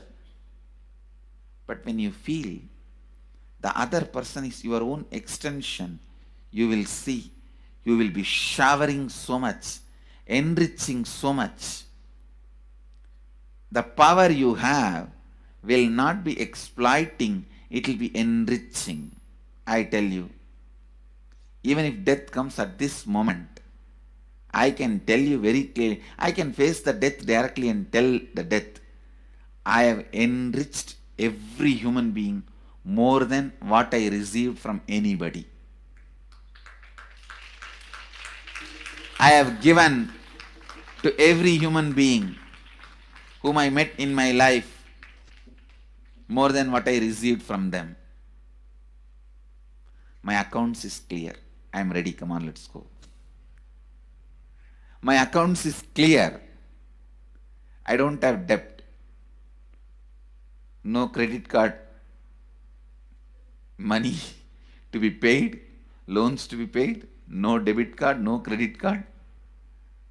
My accounts is clear.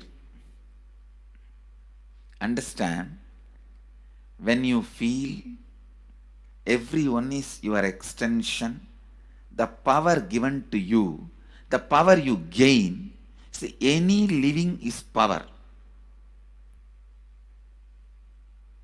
Powerful way. Even in that, you will become powerful. So any lifestyle you choose, you will get power in that field. Whether it is exploiting or enriching, murdering or raping or go on serving. Whatever lifestyle you choose, living is power. When you go into the deepermost core of your being and start living based on completion, I tell you.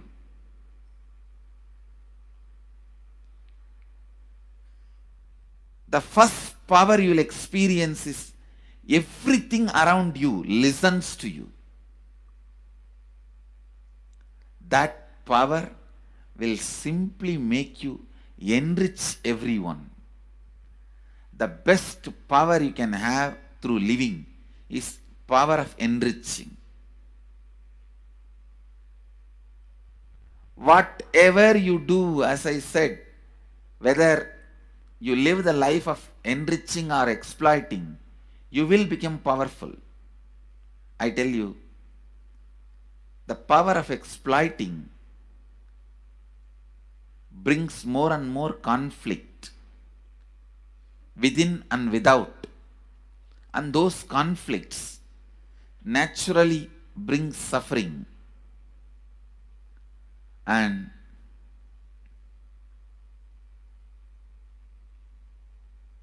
the power of enriching brings more and more completion in you and in others. This full month, Nithyananda Sangha all over the world. The other day I was seeing, we have officially presence in more than 50 countries. As devotees, group of devotees, we have presence in 100 countries. All over the world, we are going to celebrate this whole month for Global Peace Month, impacting global peace. All of us this whole month will live completion and do samskara dahana kriya, means burning the patterns which separates us from others, burning the patterns which are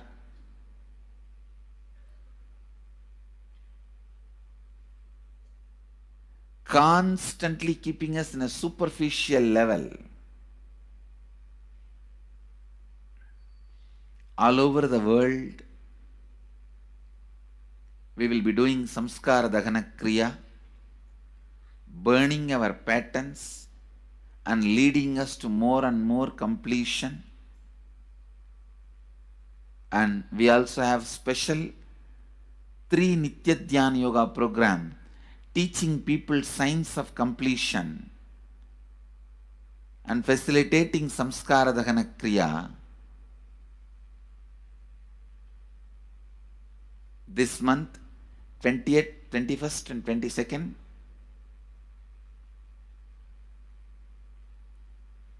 this whole month, all over the world, all our temples, ashrams, centers, yoga centers, schools, colleges, universities should do samskara dahana kriya, should do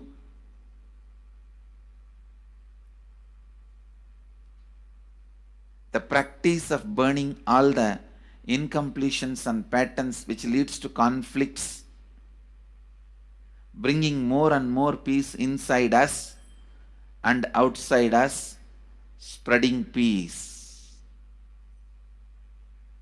This whole month, let's impact global peace. Let us really contribute to the global peace, not just talking about it. Let's do it. Let's do it. Not just talking about it. Let's do it.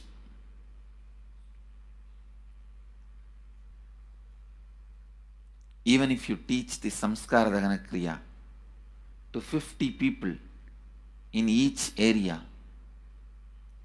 each place where we have centers, ashrams, temples, two-way centers, yoga centers, even 50 people, each Tanidar teaches, enriches them with this science. The amount of suffering and negative waves, negative vibes reduction can contribute so much to the world. Please understand. One positive person can burn millions people negativity. Experientially, with evidence, we proved one positive person has already burnt at least 20 million people's negativity in last 10 years and brought peace.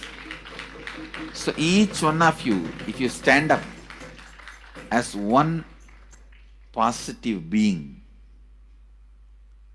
one authentic, responsible, enriching being,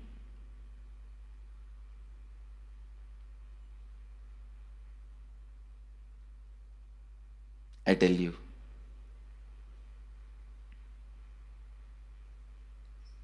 we can do so much to the world. It will be better place than the time we entered. When we leave, it should be better place. That's all. When we leave the earth, it should be better place.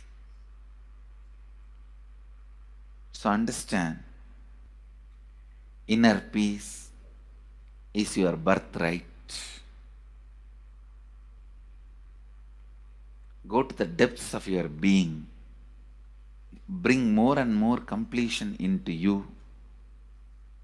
Completion with others. And start living Advaita. Today in the Inner Awakening session, it's all about completion with others. So last 6 days, literally, you worked so much, one by one by one by one by one, layer by layer by layer by layer. The completion with yourself.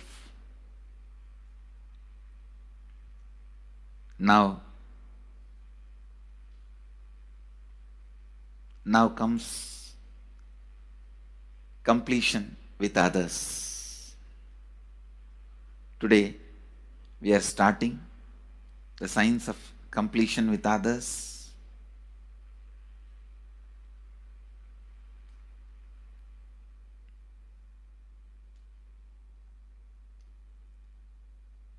It's one of the most powerful science. Does so much to human beings, not just healing their relationships, even inside their consciousness, this inner space, so much of good is done. So much of awakening is done.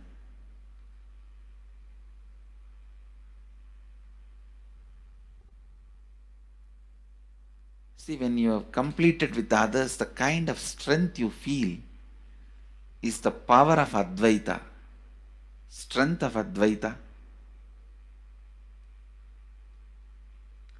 Today the Inner Awakening sessions are all about completion with others. We have long session today working on completing with others. So with this, because today we have a long session with Inner Awakening, we are also lagging behind the syllabus. Actually, it is a good news, it's not a bad news, because participants are so sincere. They are going through the whole process so intensely, sincerely. Because of that, we are little delayed. But today I am going to catch up. Today I am going to spend more time and catch up with them, with the syllabus. So,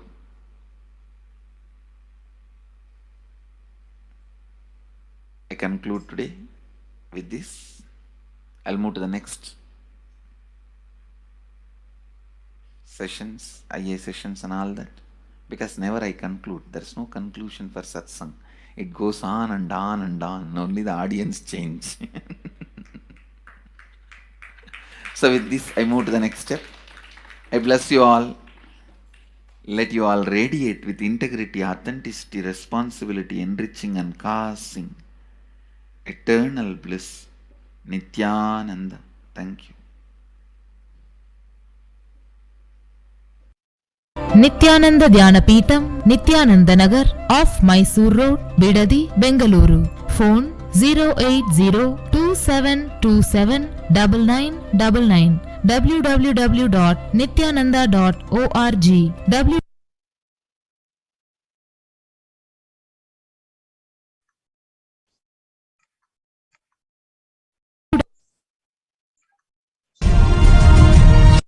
Now, the Supreme Pontiff of Hinduism explained the self-transformation, the secret to achieve global peace.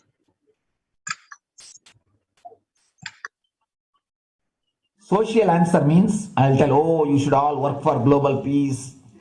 You should all work for turning the world. You should work for revolution. You should work for all these, that things. You should vote only the party which says that it will stop the war and all these things. This is the social answer. Nonsense. If you want the honest answer, I tell you, simply transform yourself. You can't do anything. If at all you can do, you would have done it. Be honest. If you can do, you would have done it. You are raising this question because you are not able to do. Am I right? So let us be very clear. Let us be honest. We are not able to do. Socially. That's the truth. That's the reason you are sitting here and raising the question. I tell you, understand few important things. There are a lot more attached to this question. There are many things which is attached to this question. We always feel the present is the world is totally spoiled. It is not going according to the rules or how it is supposed to be. It was wonderful once upon a time. In ancient time, things were going properly. Everything was well and great. And I tell you, 10,000 years ago, they found some writings on stone in Harappa Mohenjo-daro culture. Some stone writings have been discovered. The other day I read a beautiful book about that stone writings. That writings, it says, oh, nowadays the society is not as it should be. So much of war. There is no peace. In the early times, there was so much of peace. Society was really great. Things were as it should be. And it almost looks like a today newspaper editorial. 10,000 years ago, the same thing carved on a stone. Then understand, there was no such time as only good prevailed. It is just a fantasy. Hinduism, they call it Satya Yuga, the age of truth. There was a time only truth prevailed. And every religion, Christianity, they say the Garden of Adam and Eve. There was a time everything was wonderful. Every religion has got the fantasy. The past was great. There was golden past. Always the idea of golden past exists only in the past. The more you go back, again you say the past was great. And I tell you one thing, it is a wonderful way of postponing accepting the reality. Otherwise, I can be sure the world was same as it is today. Whether it is 5,000 years ago or 10,000 years ago. Maybe one thing, there was no CNN channel that time. So the news did not reach you so quickly. That's all. The news did not reach you so quickly. That may be the only difference.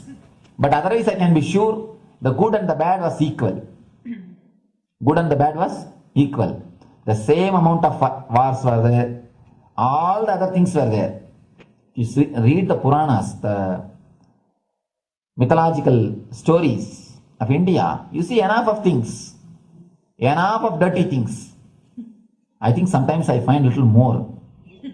And if you read completely the Puranas or the Hindu scriptures, there are a lot of things much worse than modern day.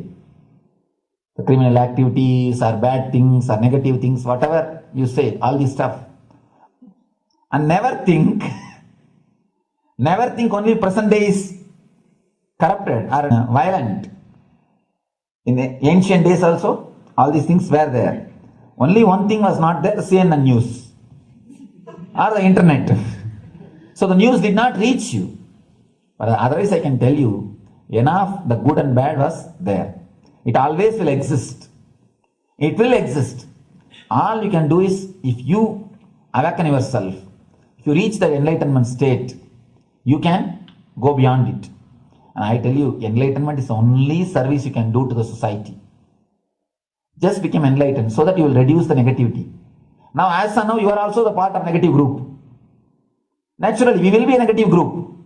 As long as we are unenlightened, we will be the part of collective negative consciousness. So if you become enlightened, at least you will reduce your weight. That's the only thing we can do. Nothing else can be done. So all I request you to do is just become enlightened. Realize that you are a lion. That's the only way to help yourself and the society. Otherwise, all revolutions, you see, all revolution again end up as one more tradition. In last 2000 years, 3000 wars have happened in the humanity. In 2000 years, 3000 wars. Human beings have not done anything except doing wars, except fighting. Everybody claims he wants to do revolution. He wants to spread peace. You see, every country claims their army is a defensive army. Then who is offending? Tell me. Every country says defensive army. Then who is offending? These are all just, games. The idea of peace is a pure game. Everybody wants to spread the peace according to them, not according to the other person. They want peace according to them. The other day I was in one interreligious gathering. One guy is preaching, let all of you convert to my religion so that we will not have fight. He wants peace the way in which he wanted, not the way in which. And there's a beautiful saying, the sword of Muhammad, it is written, peace alone should survive, something like that. He has written some statement about the peace on the sword. We all take sword to spread the peace. So no revolution is going to help, because in last 2000 years 3000 revolutions have happened, but still world is same, I think much worse. So no revolution is going to help, only individual evolution is going to help. So be very clear. Instead of working in the outer world, start working in the inner world. That will help you and society some way.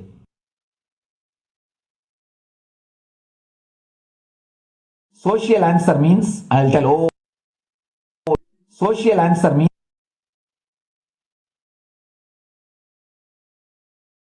listen carefully. The space of Shanti,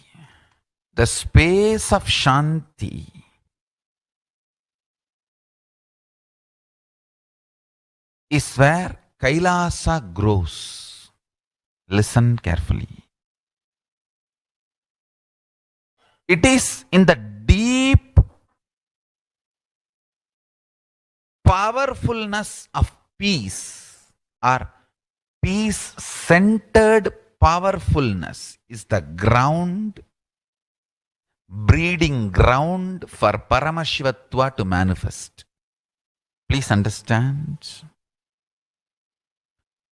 Like how pure mirror reflects everything, pure Shanti-based Shakti, peace-based powerfulness reflects Paramashiva. Paramashiva manifests in peace-based powerfulness. Please understand. Neither violence nor powerlessness. Powerlessness is weakness. Violence is abusive. Peace-centered powerfulness. Powerfulness-centered peace. All the Upanishads starts with peace, completes with peace. Shanti mantra. Starts with Shanti mantra, gets completed with Shanti mantra.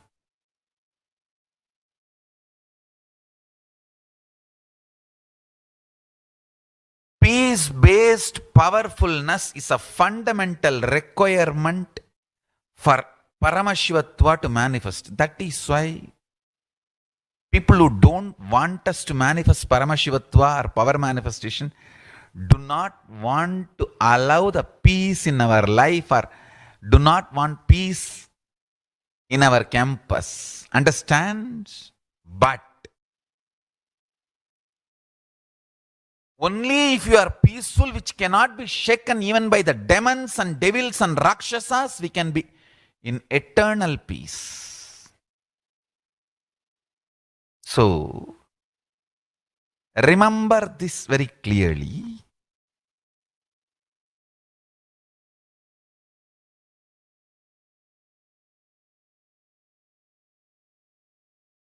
Peace alters the very DNA structure, genetic structure, the core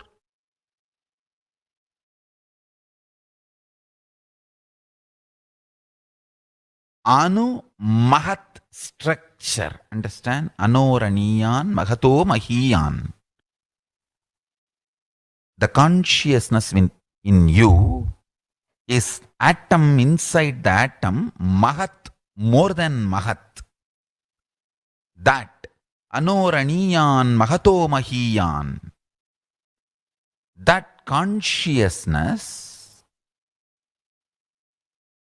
starts growing in you with more and more peace-based powerfulness developing in you.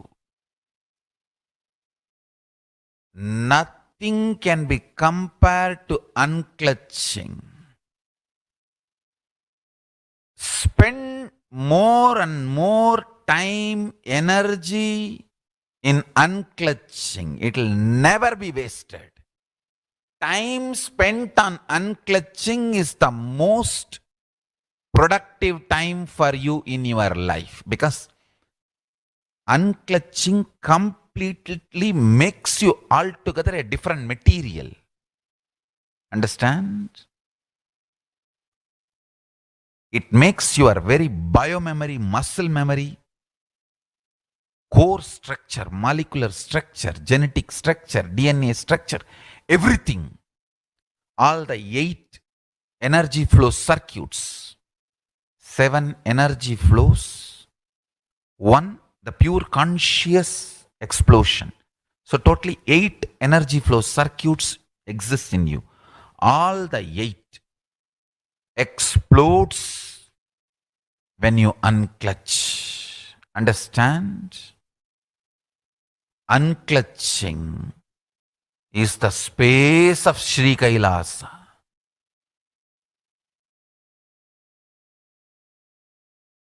Listen carefully. Listen.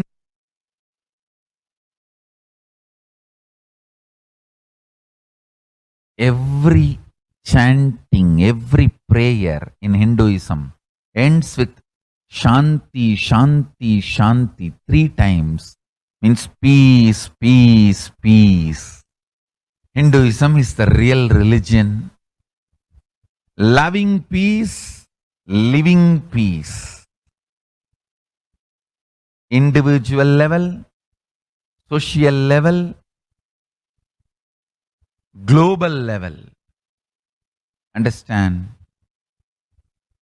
Hinduism lasts all its 56 nations, 200 states, 10,000 kingdoms, samsthanas, is not a loss to Hinduism, it is a loss to planet Earth, human beings. Wherever Hinduism is practiced, kept alive, the ideal of global peace is kept alive.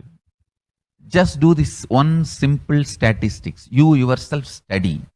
Google and study. Take the top 10 religions and list how many people they converted in last 200 years, how many people they killed. List for each religion. I can be 200% sure you yourself will realize Hinduism is the most peace-loving and peace-living religion, neither conversion nor terrorism. Neither conversion nor terrorism. Being the supreme pontiff of the most peace-loving,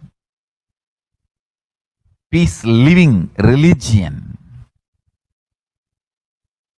I give you all my blessings on this International Peace Day. Understand, it is we Hindus need to keep the global peace as a living possibility, and we need to make this global peace as reality. Just talking about global peace will not work. Working for global peace only is the responsibility of the real living Hindu. Anyone who wants to claim themselves as a Hindu or practicing Hindu should work for global peace. Global peace is our responsibility. Every chant,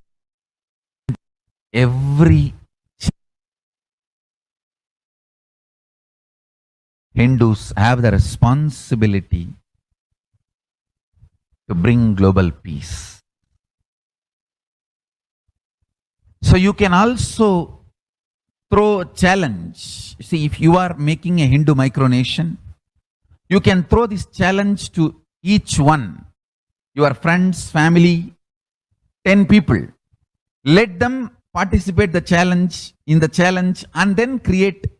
Let them send a challenge to others. So I welcome all the living and practicing Hindus to become founding fathers of Kailasa micronation in your countries.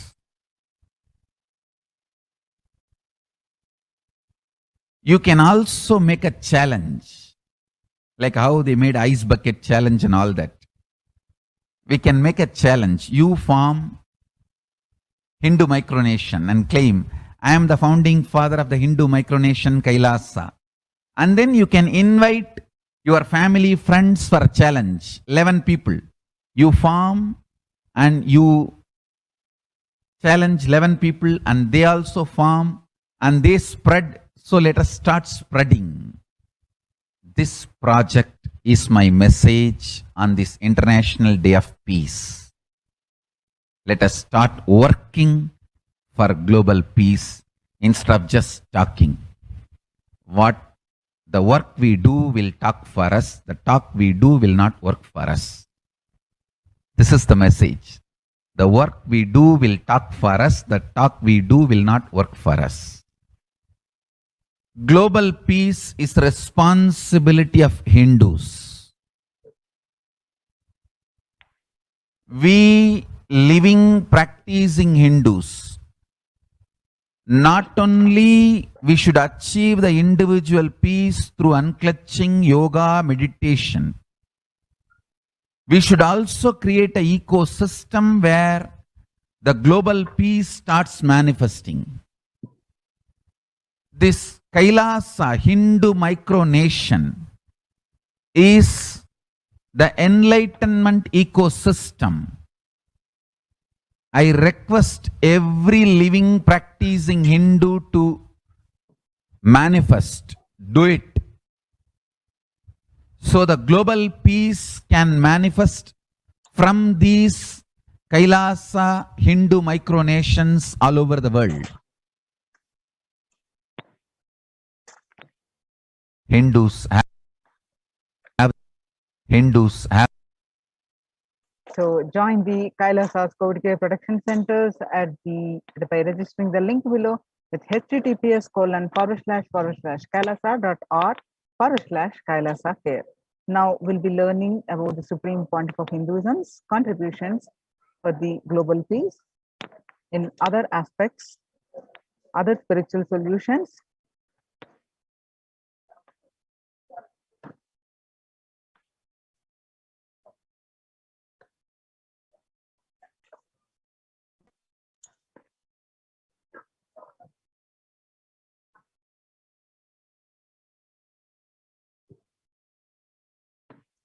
The Sovereign Order of Kailasa, led by the Supreme Pontiff of Hinduism and Nithyananda Order of Monks and Nuns and Hindu diaspora, are working for global peace and to give a super consciousness breakthrough to humanity. It is the Supreme Pontiff of Hinduism's mission to revive a conscious world where the global issues at the climate, economic, social, health, and humanitarian level cease to exist from their very root, turning the problems of poverty, hunger, violence, discrimination into powerful living through the experience of oneness. The Supreme Pontiff of Hinduism has been working from the very grassroots level to usher in an era of peace at all levels, individual, societal, national, and global. His deep insights into the workings of the human mind, body, emotions have enabled him to powerfully and directly address various social and emotional problems facing humanity today. Some of the ways that the Supreme Pontiff of Hinduism provides spiritual solutions to combat the pandemic and other issues. Since the beginning of the global lockdown, the amount of contribution and the activism Kailasa has increased multifold through the Paramashivoham program, bringing the super consciousness breakthrough to the whole humanity.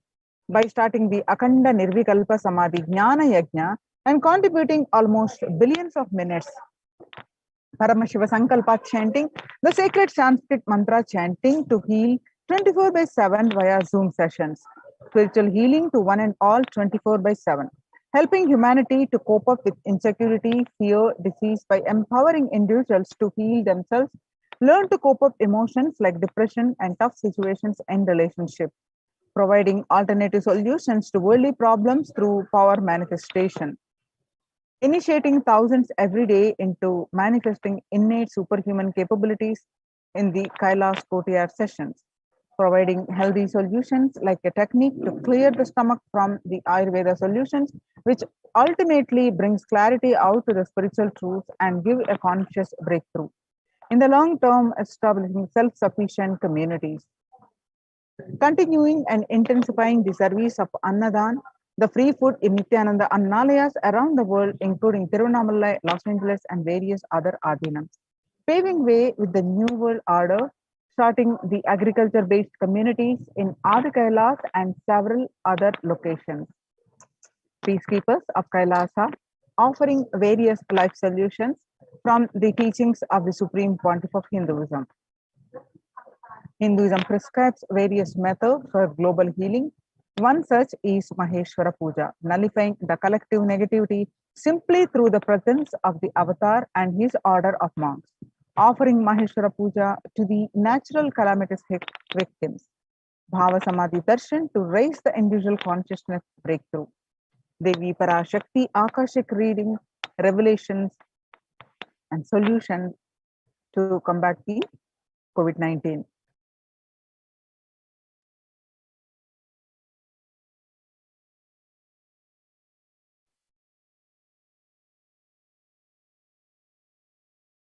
Society was created with the delusional ideas of too many human beings, blind spots, and the decisions made from those blind spots.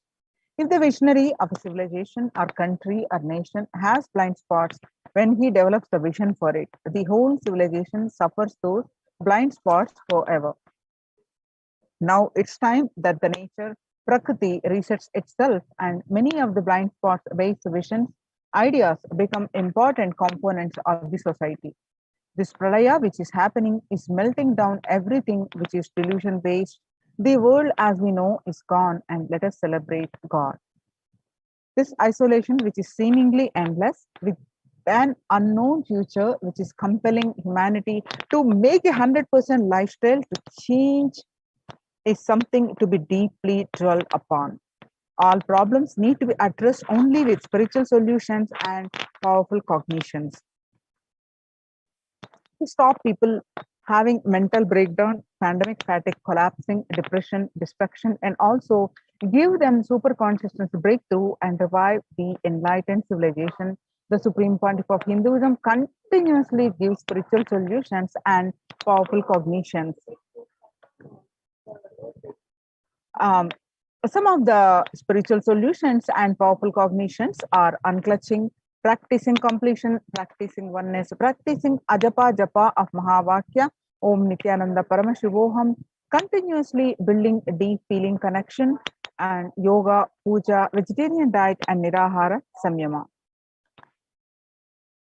It is time we all take responsibility to save humanity, to protect people from the pandemic fatigue, destruction, and delusion. Let us try to enrich people for every one of these great spiritual solutions. It's free and open for all, and let us take this few minutes now and share with as many people as possible.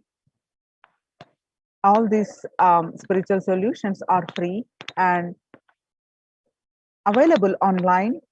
Anywhere else in the world can attend these sessions, and many of them are available via Zoom sessions. People from over 50 countries continuously irradiate the space of Paramashiva by practicing the unclutching meditation 24 hours a day, 7 days a week, started from 13th May 2020. And at any given point of time, you can find 4 to 8 zones actively unclutching around the world. You can join this movement at http://kailasa.tv/minutes for peace.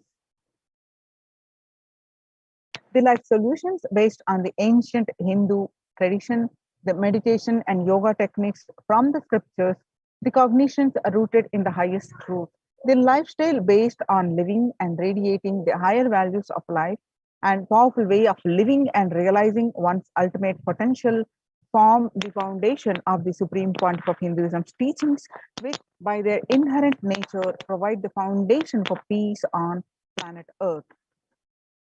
The Supreme Pontiff of Hinduism has launched the Minutes for Peace initiative, which aimed to reduce crime globally by conducting mass meditations around the world in parallel. In 2014, just after 2 years of launching the program, it crossed over 1 billion minutes of meditation. Scientific studies have shown a reduced crime rate after participation in the meditation and completion techniques. In 1976, it was found that when 1% of community practiced meditation and puja, the crime rate was reduced by 16% on an average. The current tally on the Minutes for Peace website is more than 4.3 billion cumulative minutes of meditation logged, including all the events, programs, and festivals where people have gathered in large numbers and participated in meditations and rituals. The total count comes out to be a staggering 409 billion minutes for peace so far. You can see some of the glimpses where about 5,000 devotees gathered and participated in a 48-day meditation program called Shuddhatvaitam. The Supreme Pontiff of Hinduism has hosted Kumbh Mela, United States, in Los Angeles since 2007. Nithyananda Sangha is entrusted as the only organization to host Kumbh Mela outside India by the Akhila Bharatiya Akhada Parishad. In September 2006, the Supreme Pontiff of Hinduism organized the first confluence for world peace to honor the memory of those who lost their lives saving others on September 11, 2001 at Irvine, California. The second confluence for peace was held in Los Angeles in 2007 in collaboration with Vedanta Society, BAPS, ISKCON, Siddha Yoga, and other organizations. The Kumbh Mela festival spread fast to other countries, including Australia, Canada, etc. In 2009, the Supreme Pontiff of Hinduism organized a month-long peace walk covering 1,000 kilometers and 1,000 villages to bring together in harmony from all walks of life, to promote feeling connection and oneness among people. During the walk, health camps were conducted in villages along its path. The Supreme Pontiff of Hinduism has conducted the large-scale collective meditations on September 21st, International Peace Day, to raise the collective consciousness.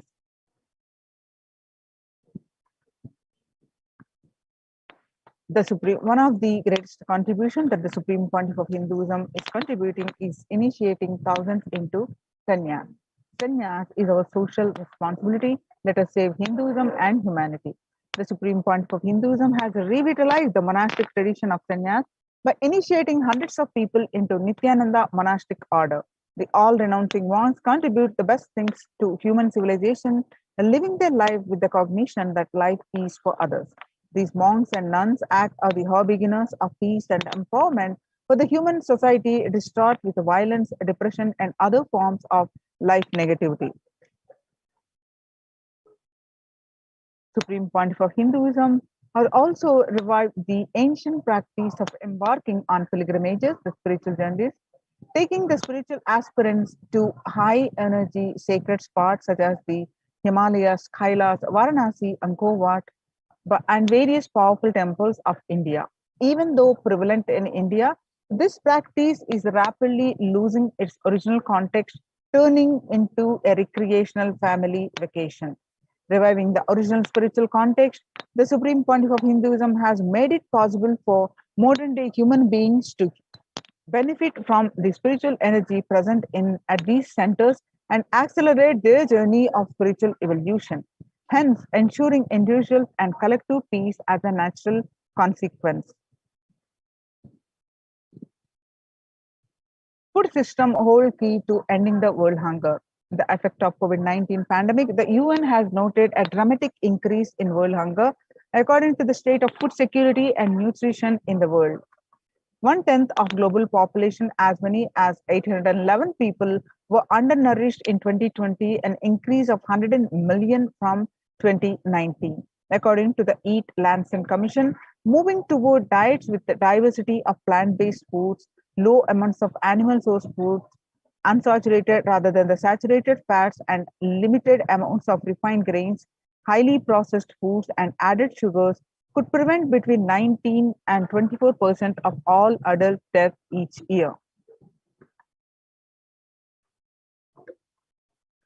Under the Red Om project, which is the No Hunger project, through the Annalayas, the food donation centers at the Kailasa de facto spiritual embassies worldwide, under the guidance of the Supreme Pontiff of Hinduism, has served over 2 billions of organic sattvic vegetarian meals so far.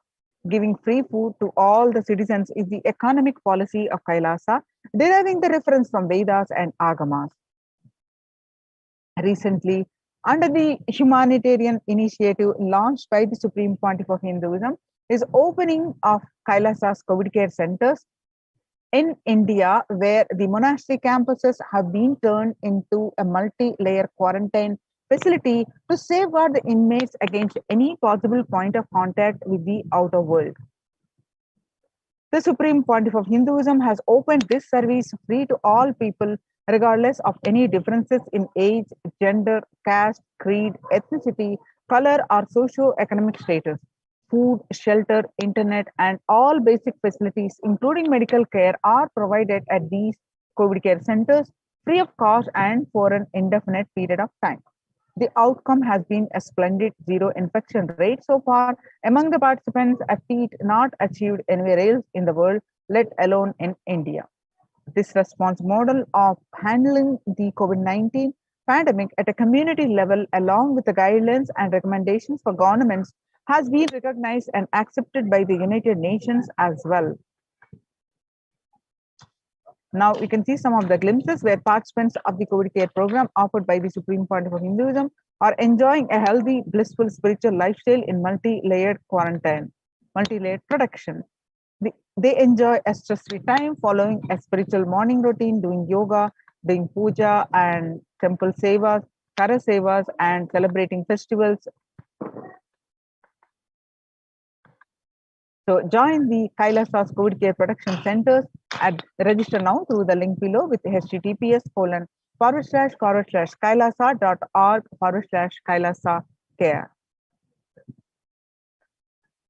Now, all these COVID care centers at the Kailasa de facto spiritual embassies are temple-based.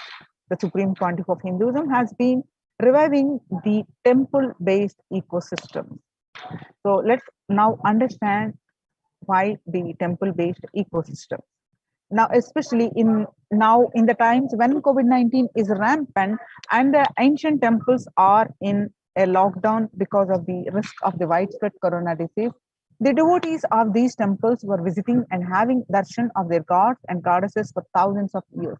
Yet all these ancient sacred sentiments have come to a harming halt after the lockdowns have taken place. The religious fervor of the devotees is being lost due to the pandemic. The Supreme Pontiff of Hinduism is reviving the e-Kailasa ecosystem and bringing all the ancient traditions of the online platforms on Kailasa TV, YouTube, and Facebook. Now, let's understand from the Supreme Pontiff of Hinduism explains about the science of temples.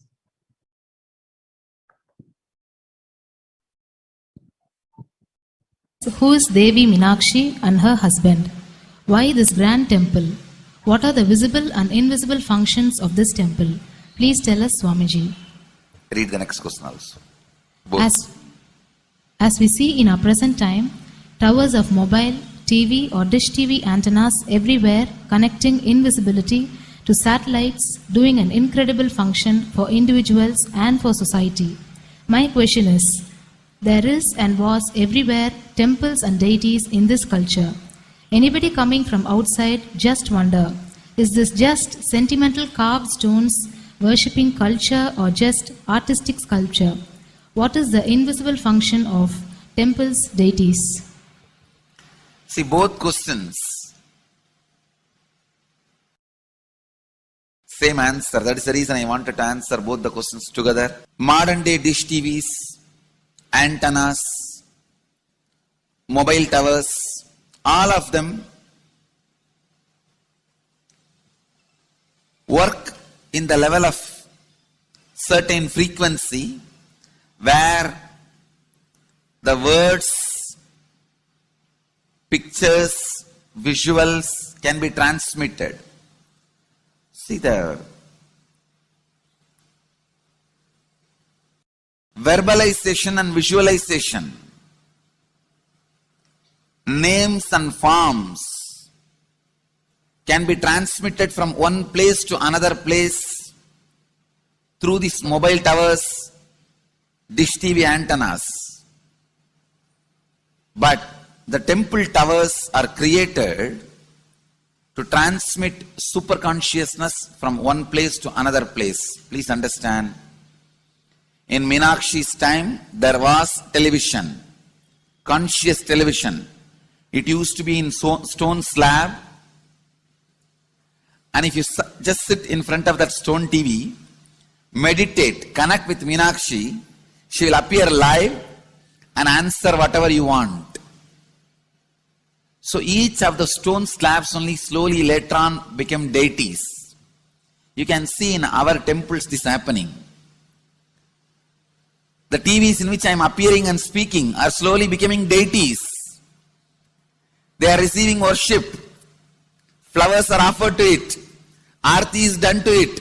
Incense is given to it. Now, all our temples are planning to have a separate throne for this TV.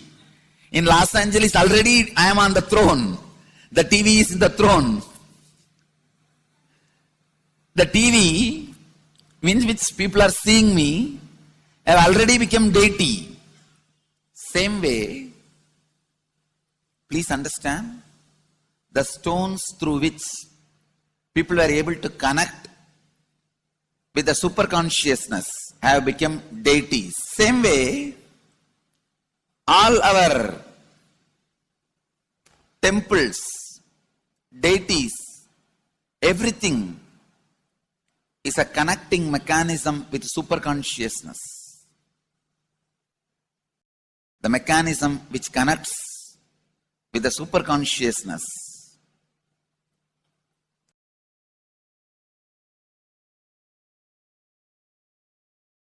Please understand, the deities and temples are not just sentimental carved stones,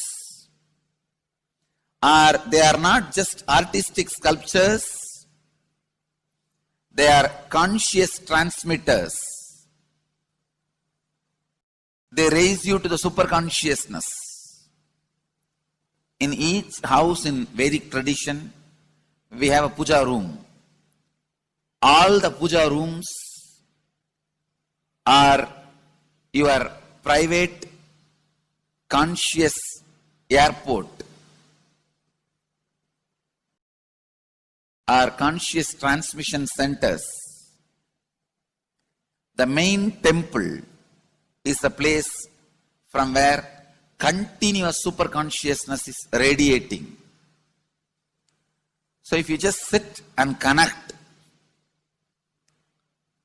with a deep feeling connection, see, in those days human beings were so beautiful and simple. Just remembering the name of the deity is enough. They are already in connection with the deity. That feeling connection. When I read Patanjali's Yoga Sutra, it says, sit in Siddhasana and be in Samadhi. That's all. See, the human beings were so simple in those days. Just if you sit in Siddhasana, you are already in Samadhi. If you sit, your mind sits. Now, if you sit, your mind sits. Mind is completely away from the body. In those days, human beings were so simple and intelligent. All the non-mechanical parts of their brain were awakened. It is Western culture which killed the non-mechanical parts of the brain, the functions of the non-mechanical parts of the brain.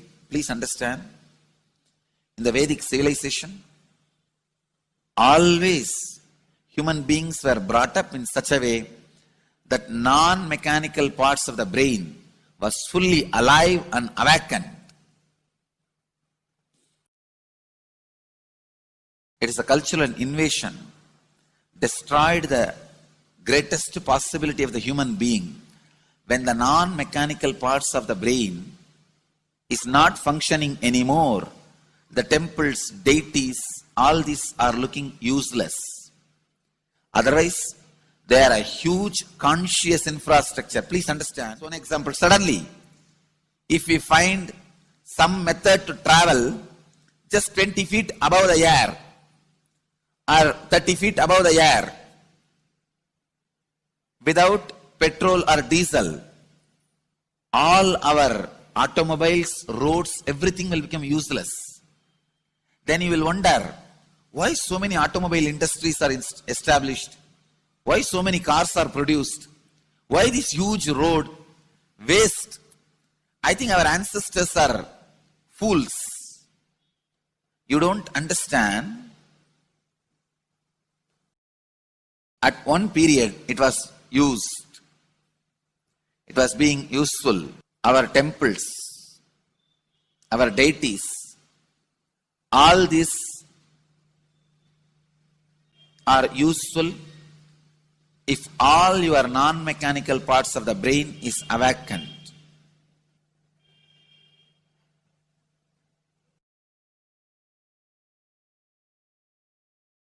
Unclutching is the process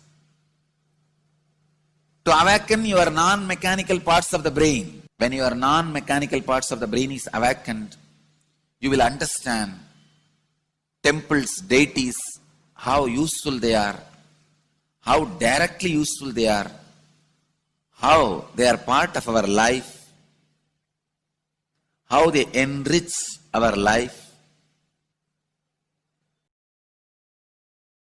and how they make human beings intelligent, enlightened. These are the methods created to create enlightened civilization.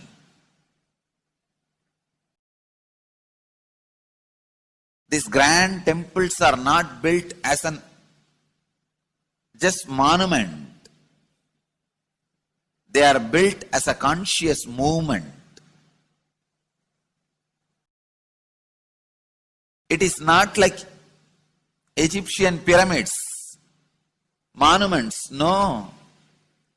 It is conscious movement to raise human beings to the highest consciousness, to make human beings experience the highest purpose.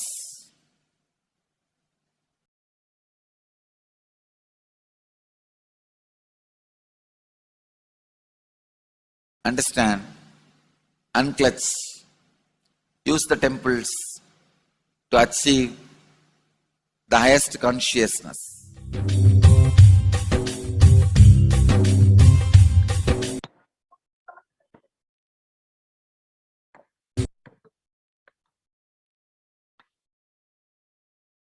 Now, the Supreme Pontiff of Hinduism explains about the deities holding energy when doing prana pratishtha.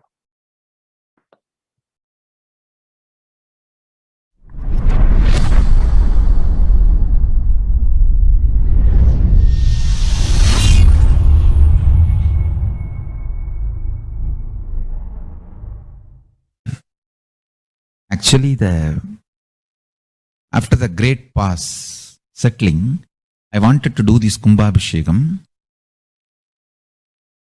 and then the Shivacharyas have advised us that only after the Uttrayanam, Uttrayana Punyakala, means after the Uttrayana starts, we are having a good date, Uttamottama date for Kumbhabhishekam. So that's the reason we waited. And see, fundamentally, deity intensely receives the energy like a lightning and holds it and manifests continuously for the whole humanity. You see, it's like if I have to talk to you in a normal social language, it's like a lightning holder. See, I can get into the Samadhi, one with Paramashiva, and bring the whole thing to planet Earth. But the deity should be able to hold it and manifest it, radiate it for the humanity.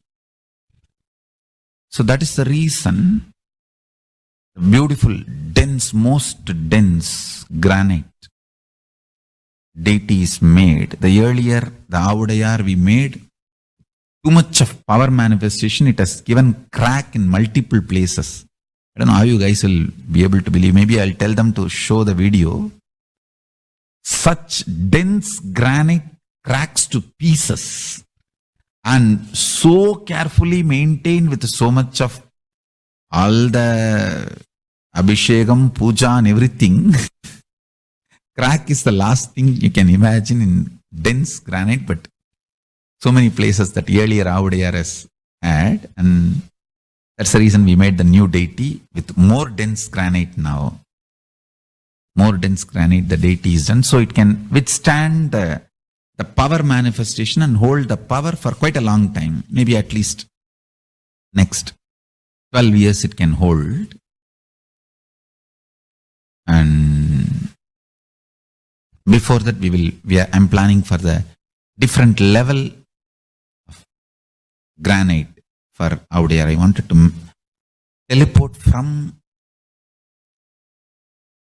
the other planets where the 100 times more dense than planet Earth's granite is available.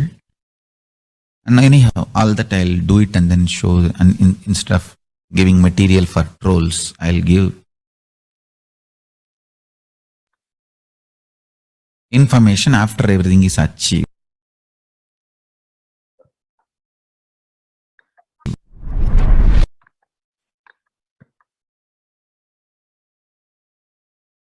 On various occasions, Devi Parashakti revealed in her Akashic reading that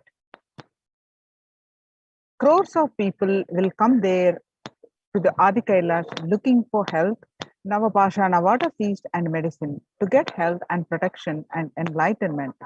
To protect India from the great destruction, I, Parashakti, made this huge ship. Even if captain is not there, the ship is there. On 14th May 2021, they revealed that whoever comes to Adi Kailasa and does the good work of saving people from deadly corona, I myself will do all of their life's work, and this is a commitment Paramashakti giving you all. Parameshwari, I will do what I say. To save people from corona, I have set up a huge ship, Ananda Sarovar, Vaidya Sarovar and Anandalingam. I have made it in Adi Kailasa. Go there and take water every day. Worship Anandalingam, water, turmeric, milk and neem rasam showered on Navapashanam are the medicines for these.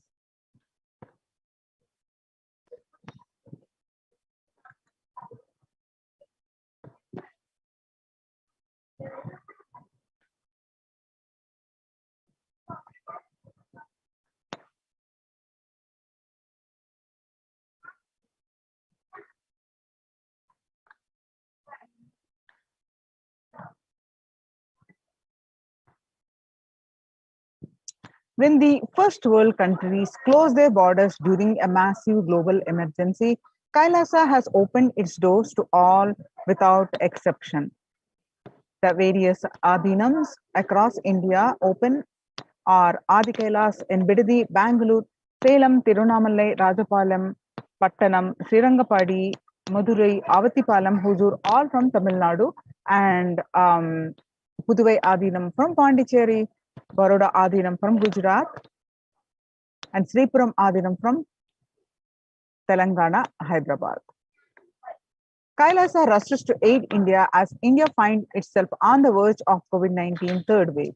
The multiple free COVID care centers opened across India, free social services offered during the pandemic in Kailasa's de facto spiritual embassies across India, and various social, along with social services, various spiritual services are also offered, and cosmic revelations on global pandemic. Free social services offered during the pandemic at the Kailasa's de facto spiritual embassies across India are medical care, which is allopathy, Ayurvedic and Siddha medicine, infrastructure to accommodate thousands, accommodation for multi-layer quarantine, emergency ambulances, ICU on wheels, personal protective medical equipment, free food security management through food banks and organic farming. So join the Kailasa's COVID Care Production Centers and register now through the link below with https://kailasa.r/Kailasa care. With this, we are going to move on to the next part of our program after a very short break. Thank you, Nithyanandam.